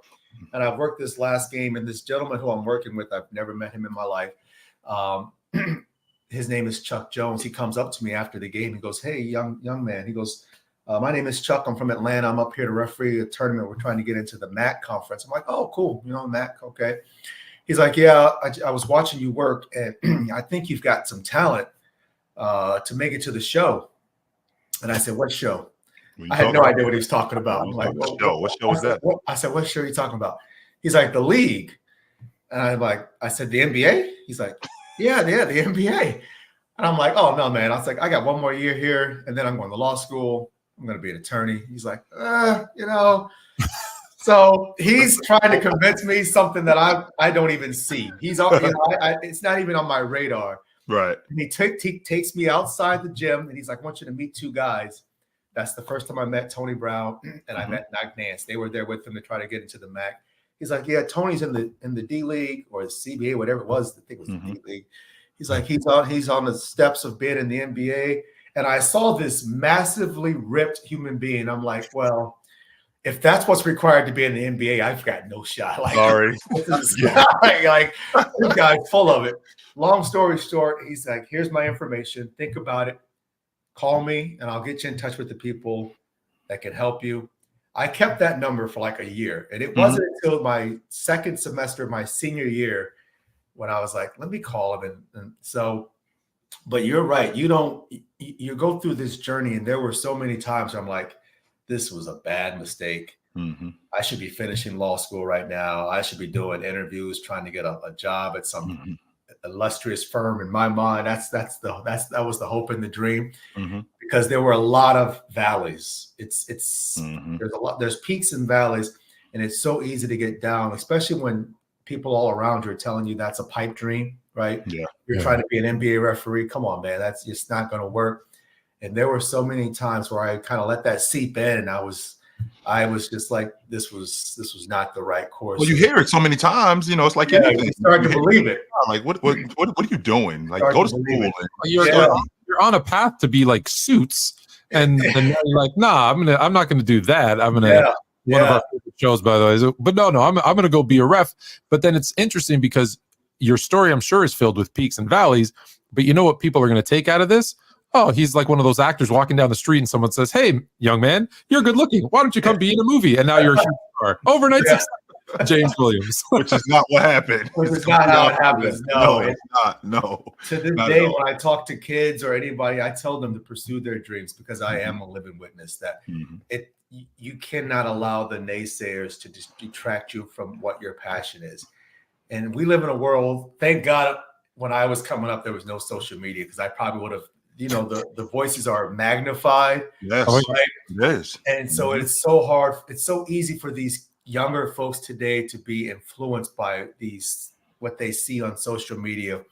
And to me, it's sad, but it's the world we live in. But don't give up on your dreams. You should follow them. Don't listen to people who've never done what you're trying to do tell you it's not possible. You can, And it's always those negative voices, right? It's always those negative voices that are the loudest. Always. I challenge people all the time. I say, go just say something like really ambiguous, like that. There's no way anyone could take this the wrong way.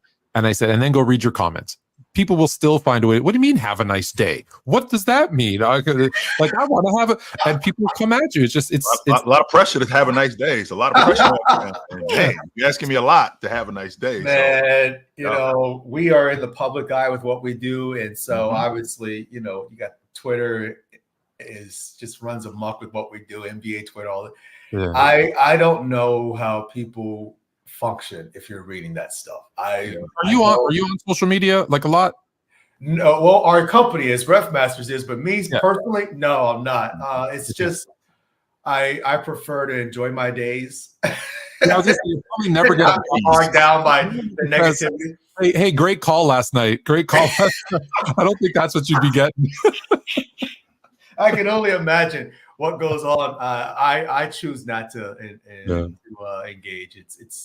It's not a winning solution in my opinion. So I just want everybody to know. So we have a couple of things. We're going to talk about your days in the NBA, obviously, and some of your most memorable moments. I'm going to put you through a test. I'm going to show you some plays and get your calls on it. But because you have the shirt on and you've mentioned Ref Masters a couple of times, if Jermaine would indulge me, I'm going to jump down to that question. So you've mentioned Ref Masters. I have the app. Jay's going to get the app. But tell us, what is Ref Masters? Why, how, the creation, and what are you trying to do? I know what you're trying to do, but what are you trying to do? Yeah, so my good buddy Kane Fitzgerald, he's a former referee, head of the replay center now. We've been friends for 20-some years. We worked all those games I was talking about, when I burnt up the 2 motors in my cars driving all over the Southeast. Kane and I were on that journey together, small college games, working our way up the ladder. It was around COVID when everybody had a lot of free time. Before we went to the bubble, we were talking about there's an app for everything. There's an app today for everything. And as a referee, when people find out what we do for a living, inevitably, we always get the question, well, how do you get involved with that? Do you go to school for that? Because nobody knows. So we decided, listen, if I can learn French on an app, why can't I learn how to referee on an app? Sure. And that was the premise for what we came up with Ref Masters. And essentially what we've done is we've created like a social media component, but it's not a negative one, right? It's about referees and umpires being in one space where they can talk about the craft and learn from each other. Right now, we've got folks from 31 different countries on the app. So it's really growing. It's starting to take off. People are starting to get on. And it's really just trying to make it easier for people to have a place where they can get the knowledge and education that they need. Because like my first game at Purdue, it's hard. It's a lot harder than people think. You know, when you're watching a game, you're watching a TV angle that's 200 feet in the air, right? You're almost like a three-dimensional view of the court. Well, when you're on the floor, I'm 5'11". That's all I get. I get the height of 5'11" when there's 7-footers all around me. And you got to make a call right now. Like you don't have right now. Motion, no instant replay. Yeah, they're in constant motion. They're constantly taking my vision away as they move. And so it's so hard. And what we're finding is referees are quitting at a really rapid rate. It's happening so much that high school games are being postponed or canceled because they don't have the refs. Mm-hmm. And that's sad, man. We don't like to see that. Part of it is the vitriol, the nastiness. Mm-hmm. Part of it is people don't know how to get involved. They don't know how to start. So we created Ref Masters to try to, there's the empathy gap. We're trying to bridge that. Referees, we're humans. We're going to make mistakes. Absolutely. Mm-hmm. Every night I take the floor, the players make mistakes. The coaches make mistakes. The referees make mistakes. That's the natural part of, that's the human element of the game. And I ask my buddies all the time when they get on me about, how'd you guys, like, well, would you ever pay your good hard-earned money to watch a game played by robots and everything was perfectly done? There were no turnovers, there were no fouls, and everybody was 100% from the field. They like look at me like, of course not. I would never pay for that. Exactly, because that's the human element. That's the drama of sports, right? Mm-hmm. That's what makes it so exciting. Do we want to make mistakes? Absolutely not. Do the players want to make mistakes? Absolutely not. It's just part of the game. So we're trying to bridge that empathy gap by showing people it's a fun job. You know, we're actually good people. We're sports fans. You might be sitting at a sports bar watching games. You don't even know there could be an MLB umpire right next to you watching games, having a beer with his friends. We're trying to bridge the knowledge gap. We're trying to help referees learn their craft. There was one gentleman who sent me a message a couple of months ago. He says, I've been refereeing high school basketball for 30 some odd years, and I've never heard this, what you just told me, or you know, what you posted in the app. Right. That's empowering to us. That lets us know that what we're doing is working, right? Right. Because you don't know what you don't know. Right. So we're just trying to help the refs get better, because when the referees are better, the games are better. Yes, it is. Yes, it is. When the games are better, it's better for the fans. It's better for the players. It's better for the coaches. It's better for the league in which they work. It's better to watch it if your league is on TV. You know, if you work in the ACC and your refereeing is really good and the games get to play out without our influence and interference because of bad calls or calls that interrupt the flow, your league is better. Yeah, 100% it is. 100%. So that's why we're so big on improving the quality of refereeing. But again, I don't blame the refs as much because they don't know what they don't know. No one's ever taught them a lot of the stuff that we've been taught 20 years ago, or whatever the case may be. So we're making it easy for them. We're making it accessible for them, convenient. You know, you can get information in 5 minutes, learn something, go off the app, come back the next day. Another 5-10 minutes, you're learning something else. And we hope throughout the course of that, you're building your foundation so that when you take that floor, you take that ice or the pitch, you are a better referee because of Ref Masters. James, whenever I stepped on the floor, when you have our pregame, we get right in the middle of the circle. I always had a saying whenever I talk to the players. And my saying was, take a look around. Nobody bought a ticket to come see me. You guys are the show. You're going to involve me in the game. How much? That's up to you. I made that clear every game. Yeah. When you talk about you as an official, because like you talk about the human element of the game, what's the most memorable game that you remember of all the games that you've refed? The most memorable game that you remember? You know, they always say you remember the last game you worked, right? We're getting ready to start preseason here. As a matter of fact, the training camp opens up soon. We were in New York 2 weeks ago for hours. We were in New York for a week. Denver, Boston, they play in Abu Dhabi on Friday. So that starts, it's getting ready to start back up. My last game was game 4 of the NBA Finals, Dallas and Boston in Dallas. So, you know, anytime you get the privilege and the honor of working the finals, it's always memorable, man. And I brought my 2 nephews with me. They're 18 and 21, and they're big sports fans, big basketball lovers. So for them to, go out That's pregame, awesome. Yeah.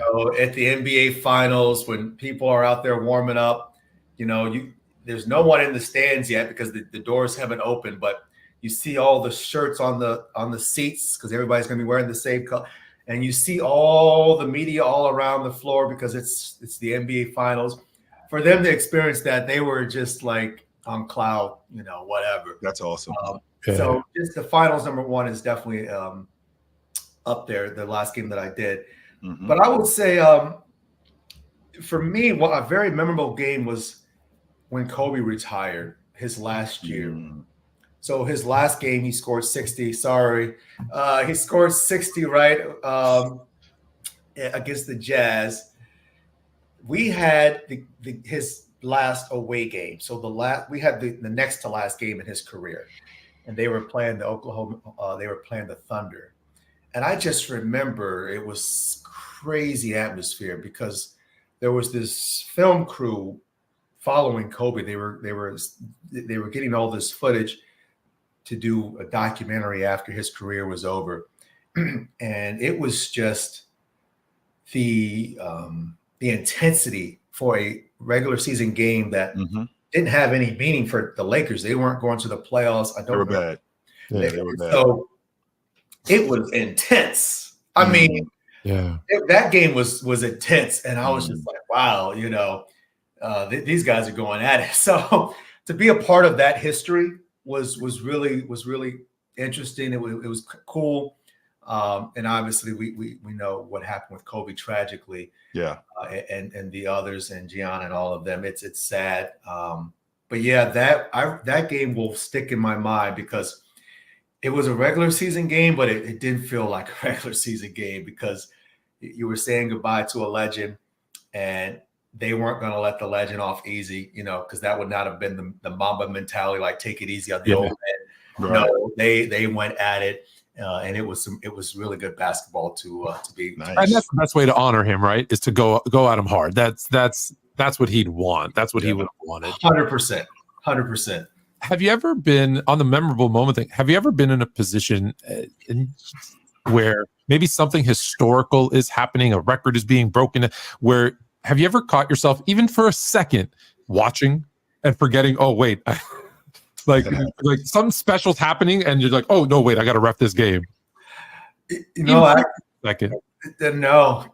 mean, you're cognizant of the fact that something may be, a record or something may be broken, but you literally are so focused on the job because you have so many things that you're dealing with on the floor. There's so many thoughts in your mind. Golfers, PGA golfers, they call it swing thoughts, right? Yes. How they're going to approach a hole. Well, as a referee, you have a lot of swing thoughts in your head during the game because you're having to manage plays, and not everything is black and white in basketball, right? So there is a lot of gray, and you're trying to determine when plays are gray, what needs a whistle and what doesn't. That's the decision making that we get paid for as professional referees. So, you are so in tune with that. Yeah, you've got a lot going on that 94/50 that you can't think about. Oh, if this guy gets another assist, he's gonna jump to 5th all time or whatever. I'm worried about. I'm on the strong side. Who am I responsible for? Where's the shot clock? Where's the game clock? I'm thinking about all of these things.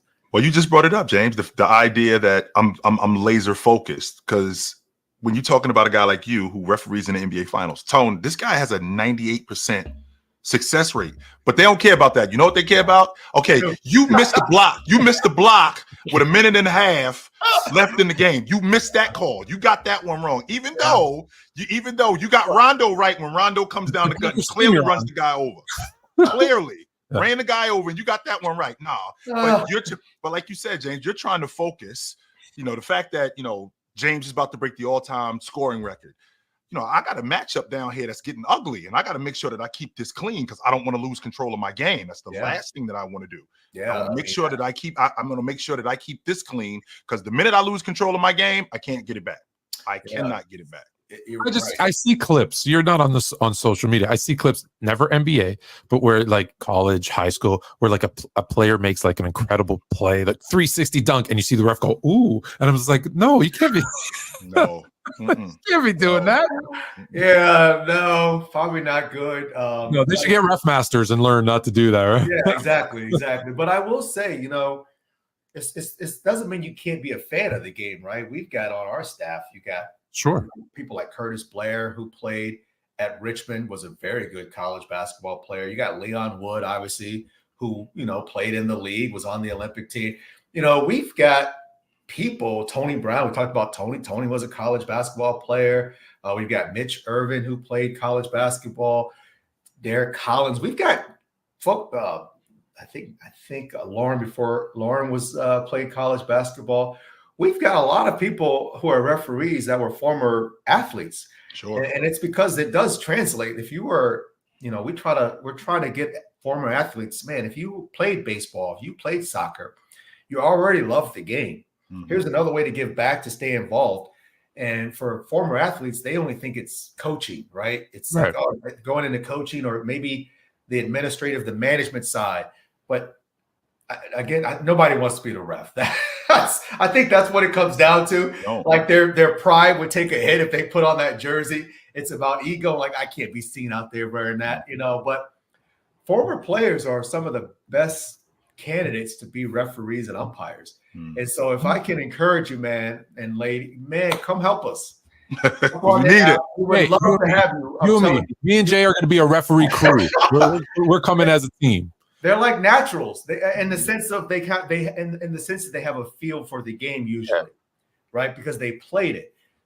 People who didn't play it, like I didn't play basketball. It takes a little hard. It takes a little longer for you to get that feel and understanding of, the dynamics of the game. But if you played it, you usually have that already.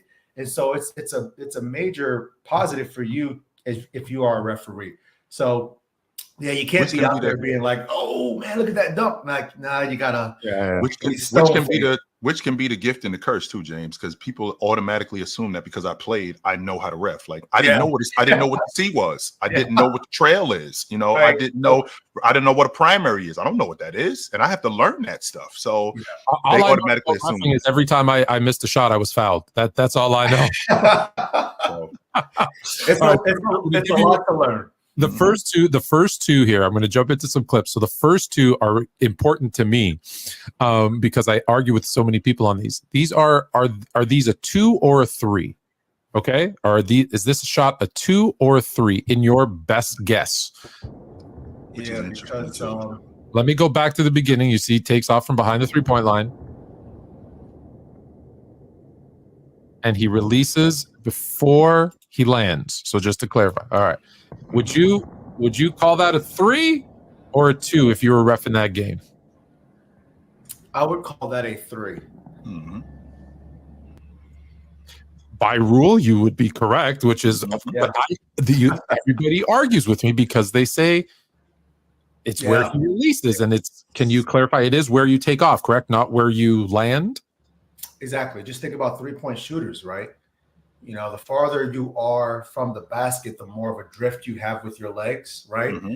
And so I would assume in the NBA, there's probably 100 threes taken a game. Out of those 180 of them, after they finish and they come back down, they land inside the 2, right? Okay. Those are all threes. So it's about where you take off, where you elevate from, not where you release the ball. Now, if you have Superman talents like that and you can jump from the 3-point line, that could be a 3. But yeah, it's he jumped from outside the 3.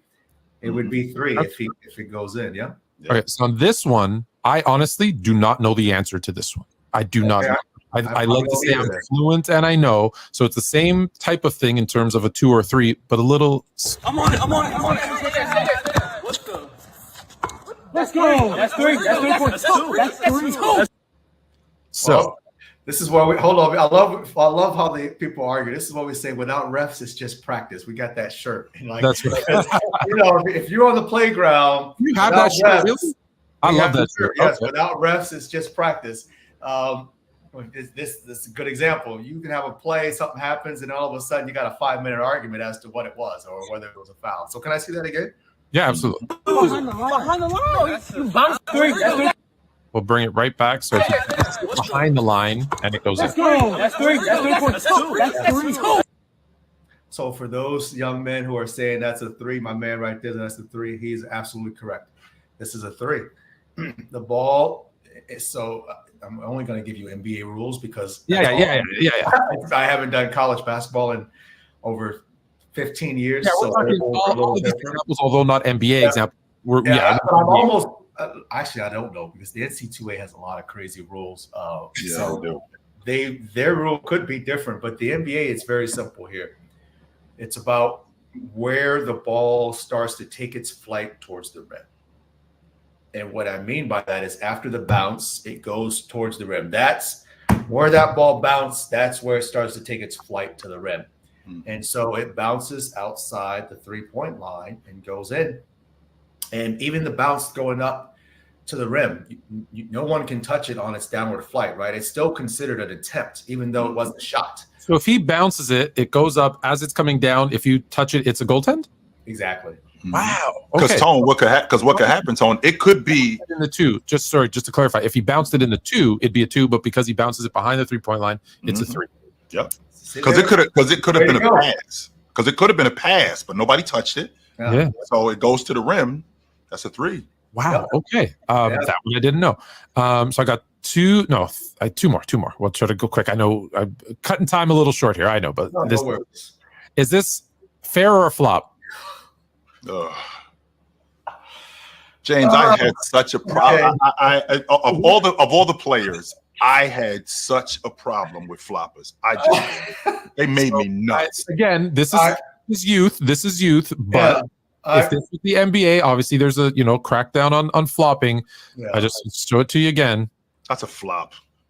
Listen, man. I saw this clip, and I was. You seen this one before? Okay. Yeah, but I was so impressed with the kid. I'm sorry. Wasn't he? It was great acting, isn't it? That's fantastic acting. I mean, get him look at that. That's a flop. And he got the call, right? Yes, he did. He stole it. Whoever that ref is, if y'all let's let Twitter do its magic. That's some good thing about social media. We can find who people are. If we know who the ref is, let's get the ref on Ref Masters, right? Because that is a total flop. And in the NBA now with the new rule, that would be a not unsportsmanlike technical foul, 1 shot for the other team. But man, I mean, this is why we say kids, they emulate what they see. Yes. Yeah. And athletes do it, whether you play basketball, football, they are going to emulate what they see pros doing or high-level college basketball players do. There's no doubt about it. And this kid was like, He sold it. He got the head snap. He got it all. He sold it. I mean, I ain't gonna lie. I'm not gonna lie. I was like, that's good. That was so freaking good. If you're gonna flop, that's how you flop. If you're gonna flop, that's how you do it, man. Yes. That's how you do it for sure. And if you're in the moment and you're not sure, he might have sold you that. Well, the reason, listen, from a referee, the reason why he calls it is because he doesn't see all of it. Right. I told you right now why he calls that play. Is because his eyes were not on those 2 as it was happening. Mm-hmm. So what happens is his eyes are somewhere else. It happens, and this kid goes flying, and he's like, "Oh, he must have pushed him. He must have pushed him off. Offensive foul." No, exactly. That's not what happened. Yeah, that's fantastic. Okay, this one is it a travel? This is a travel call? I don't care what no one says. This is not a travel. And if you think it is, you don't know basketball. Now, before he breaks it down, I'm gonna ask you to look at it in real speed because that's where it's tough, right? That's what I tell everybody. Absolutely. It's one thing to watch it in slow motion in a replay. In real time is difficult. So let me show the real time again. I don't care what no one says. This is not a travel. And if you think it is, you don't know basketball. Now look. He's right. This is a legal move. What happens is they conflate the distance covered or the time it takes to make a move. We see players now So they are starting to decelerate on their way to the basket. It's almost like they'll go fast and they'll slow down to get the defense to go by. Luka's a master of that. So it's kind of gives you a competitive advantage because the defender's going at one speed, right? It's almost like the receiver. If you're waiting on the ball and you decelerate waiting on the ball and the D-Bay doesn't turn back to get the ball and goes through you, it's going to be a flag more times than not, right? For pass interference. So here it's real simple. He gathers on his right foot. Now in the NBA, when you gather, that's step 0. Right. That's what we call it. Step 0. Gather. Gather. That's the gather. So that's 0. So that's 1, 2. There it is. Okay. So not only did he correctly say it wasn't a travel, looks like he broke it down correct with the gather. Yep. A lot of debate on this gather. Are they getting an extra step versus 1982? Well, considering 1982, I was 3, and I'm about refereeing. I have no idea. I don't even know if I can't even speak to, is the rule the same today as it was in 1982, 40 years ago? I would assume the rule has changed over that time, because the thing that the NBA, NFL, the pro leagues are doing is they're always progressive, right? Sure. They have these competition committees of players, refs, coaches, general managers. They're all sitting in a room trying to figure out, how do we make the game better, right? A couple of years ago, we had the problem with the take foul, where if there's a steal, there was a quick foul to stop the break. And people were like, well, it's killing basketball, right? Because fast break is one of the most exciting parts of the game. And it is. So competition committee got together. They make a rule change. You don't have that anymore. So the travel rule, I'm certain, has changed over 40 years. All I can tell you is today, based on the rule in the NBA, when you gather the ball with the foot on the floor, we call that step 0. Now you're entitled to 2 more steps after that. Yep. And it doesn't matter. I think people also get confused with which way the steps go, right? There's nothing in the rule that says the steps got to be towards the rim. Right. They can go backwards. You can take a step left, right, left, forward, back. Doesn't matter. You get 2. You choose which direction you want those 2 to go. That move, because it looks funky, it's unorthodox. Yeah. People automatically think, well, that has to be a travel. And I always tell people, just because you can't do it, don't mean it ain't legal. That's right.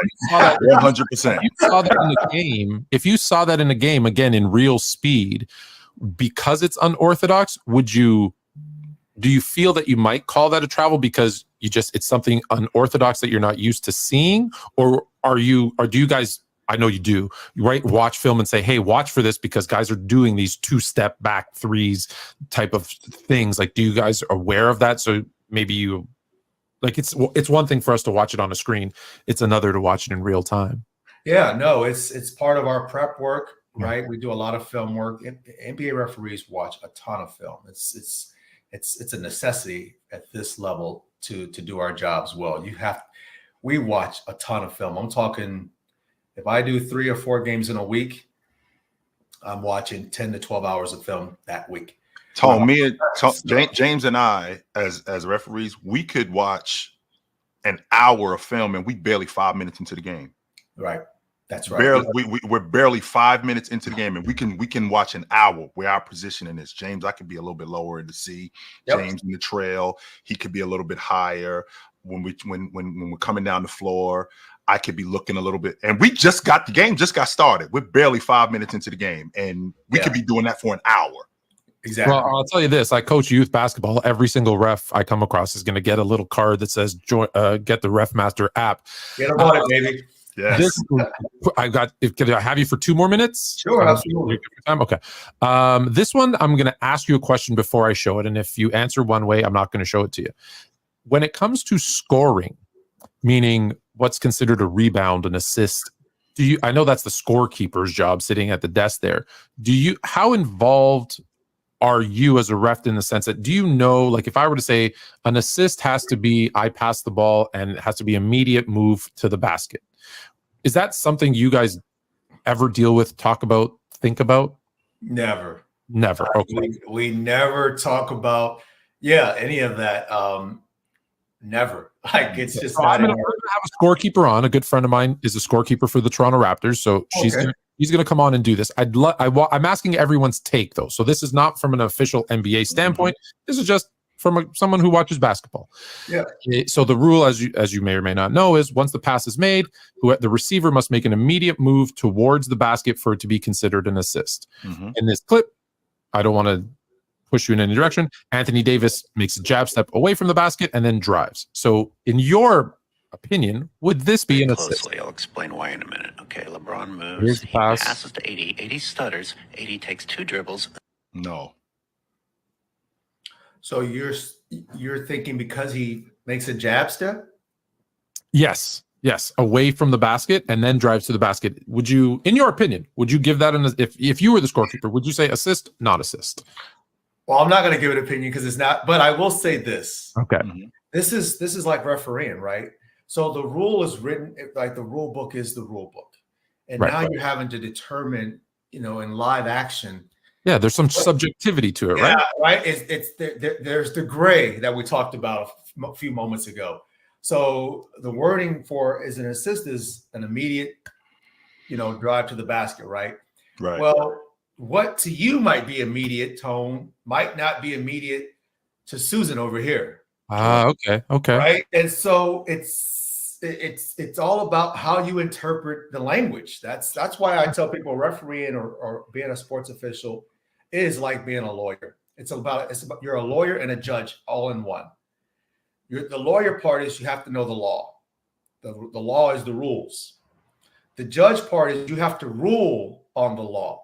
Right. And you got to be a good discerner out there to determine if something is marginal, legal, or illegal and needs a whistle.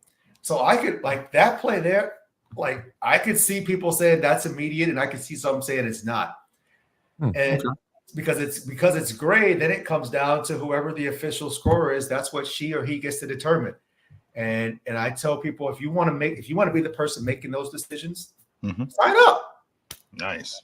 Sign up, become a ref, and you can get paid to make those decisions. Yeah. I know you got to go, James. Just a really quick question before you go. Am I looking at the future mayor of Chicago? Yes. You did say you wanted to get into politics. Absolutely. Yeah, that is going to be my next venture after I'm done officiating is to become the mayor of Chicago. Again, I'm passionate about that. Sure. Extremely passionate. Just last week went down. We're starting a mentoring program for some young men on the south side of Chicago. Raised $20,000 for them to get this program going. Excited to see them grow, prosper, to see people pour into them and let them know that they are just as worthy as the kids who live in the nice areas of Chicago where I live, right? There's so much that can be done. But if you think about refereeing, you have to make tough decisions in real time. Yes, that's what being an executive in politics. If you're a mayor, if you're a governor, you have to make tough decisions. But the guiding light for me will be, is this decision I'm making impacting lives? Is it making people's lives better? Yeah. That's the lens through which I look through everything. And if the answer to that is no, then we need to find another solution. That's the next go around. And based on where our politics, and you don't have this in the North maybe, but in the US, the craziness of our politics, I'm like, hey, we can't get worse candidates out here. So we really can't. When you think about it, James, like it's exactly 100% is that. It's looking at a guy going, you know what? I don't think I can do worse than that. So maybe I can do that. Hey, I can do that. Sure. James, I'll tell you two things. One, we're trying to catch up as best we can, unfortunately, up here. And secondly, in the 11 years that I lived in the U.S., I became obsessed with U.S. politics because it's so entertaining. So I completely understand what you're saying, and for me, like you're doing it for the right reasons, right? The second I saw that you were, wanting to be mayor of Chicago, my first reaction was, "Ooh, maybe you can get the Bears a new stadium." I will say this, and again, if I was in that chair, which I obviously clearly am not, I'm not putting that on the backs of the citizens of Chicago. Not yet. Not yet. Oh, We're no. You know, this is where we need to stop subsidizing things for billionaires. You know, this is You got it. Build your own stadium. This is welfare for billionaires. I am not a fan. You got I you am not a got fan. it. Stop acting like you ain't got it. You got it. Build your own stadium. I don't have a vote, but if I did, my vote would be for you. And we're gonna end with my favorite thing in the world. One, go get the app Ref Masters. But my favorite thing in the world, Jay, do you know what my favorite thing in the world is? With the exception of your family, it's food. It's food. Yes. I hear you're big into soul food. Favorite dish? Do you make it yourself? Is there a place that when I come to Chicago, my business has an office in Hoffman Estates, so we're around the Chicago area. So where should I go? If it's, or is it home cooked meal? I don't know. You tell me. Yeah, well, I don't think I'd have to get permission to have my mom to have you over. That's the best home cooking. I always get invites. I'm invited Yeah, to okay, but let me tell you, she can throw down. She is an amazing cook. She grew up in Arkansas. She's just an amazing cook. Mhm. But for me, it's like my staple is like turkey and dressing. Like I love some dressing, really good dressing. And you go with that for me and some peach cobbler as a dessert. I'm good forever. But Chicago's got, there's a place downtown. It's called Wishbone. Really good spot. They've got it's a really good soul food there. The environment's cool. It's chill. It's laid back. I probably go to Wishbone at least once a month to get my soul food fix. But I have to watch it because, you know, we have weight requirements in the NBA. So I can't get too big. Yes, Yeah, it's Are you serious? I can't be an NBA ref. Yes. I can't show up to camp 15 pounds overweight. No. Yeah, we just got weighed in New York. Our first weigh-in's at camp, and our second weigh-in is usually right before Christmas, which I guess they do it, you know, thankfully they do it before the holidays. So And then the third weigh-in is towards the latter part of the season in March. Yep. But yeah, your age and your height determines what your weight limit is.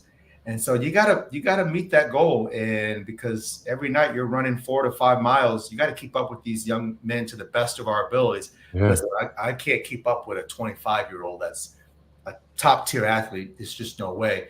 But I can't be severely lagging behind the play where I can't get in position to see the call. So yeah, I have to watch. You got to watch the soul food. I love it, but it don't love me back. So if I become a ref, I'm gonna have to take on his vegan diet, unfortunately. So, Jays, man, I appreciate your time. It was fantastic. Shout out to Gucci. Check out Ref Masters. Any parting thoughts? I'll pass it to both of you guys before I let you go. Any last words? This is awesome, man. The fact that you do what you do, and I know that I'm now being able to talk to a ref that's in the playoffs, and I know how hard you work at what you do, and I respect what you do 100%. I know what you do, and so for now, when I watch the playoffs, when I watch the regular season, and I see you, I got a different perspective now. This is awesome. Absolutely. Well, I appreciate it. Thank you. Thank you guys for having me. We love, giving fans a little behind the scenes about, the refereeing and what we do and, how hard of a job it is. Again, I'm a big proponent of humanizing refs because they're needed. And what we're starting to see is that because they have not been humanized and people are so mean-spirited towards them, they're just quitting in droves. Yeah. And the only people that suffer from that are the kids. Those are the ones who suffer because now we're not having any games or now games are being postponed. We can do better. We have to do better. Know that the refs, the umpires, they're out there trying to do the best they can. So show them a little grace. And just be kind to one another. Absolutely. Right. Appreciate it. That was James Gucci, Williams, NBA ref, Fluent and Chill. We'll continue here in a moment.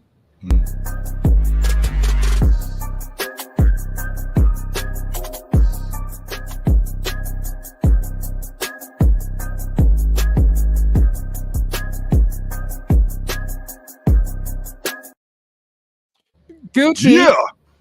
Gucci. Crazy Lucci. When I say Gucci now, there's a whole new meaning. I really like that dude.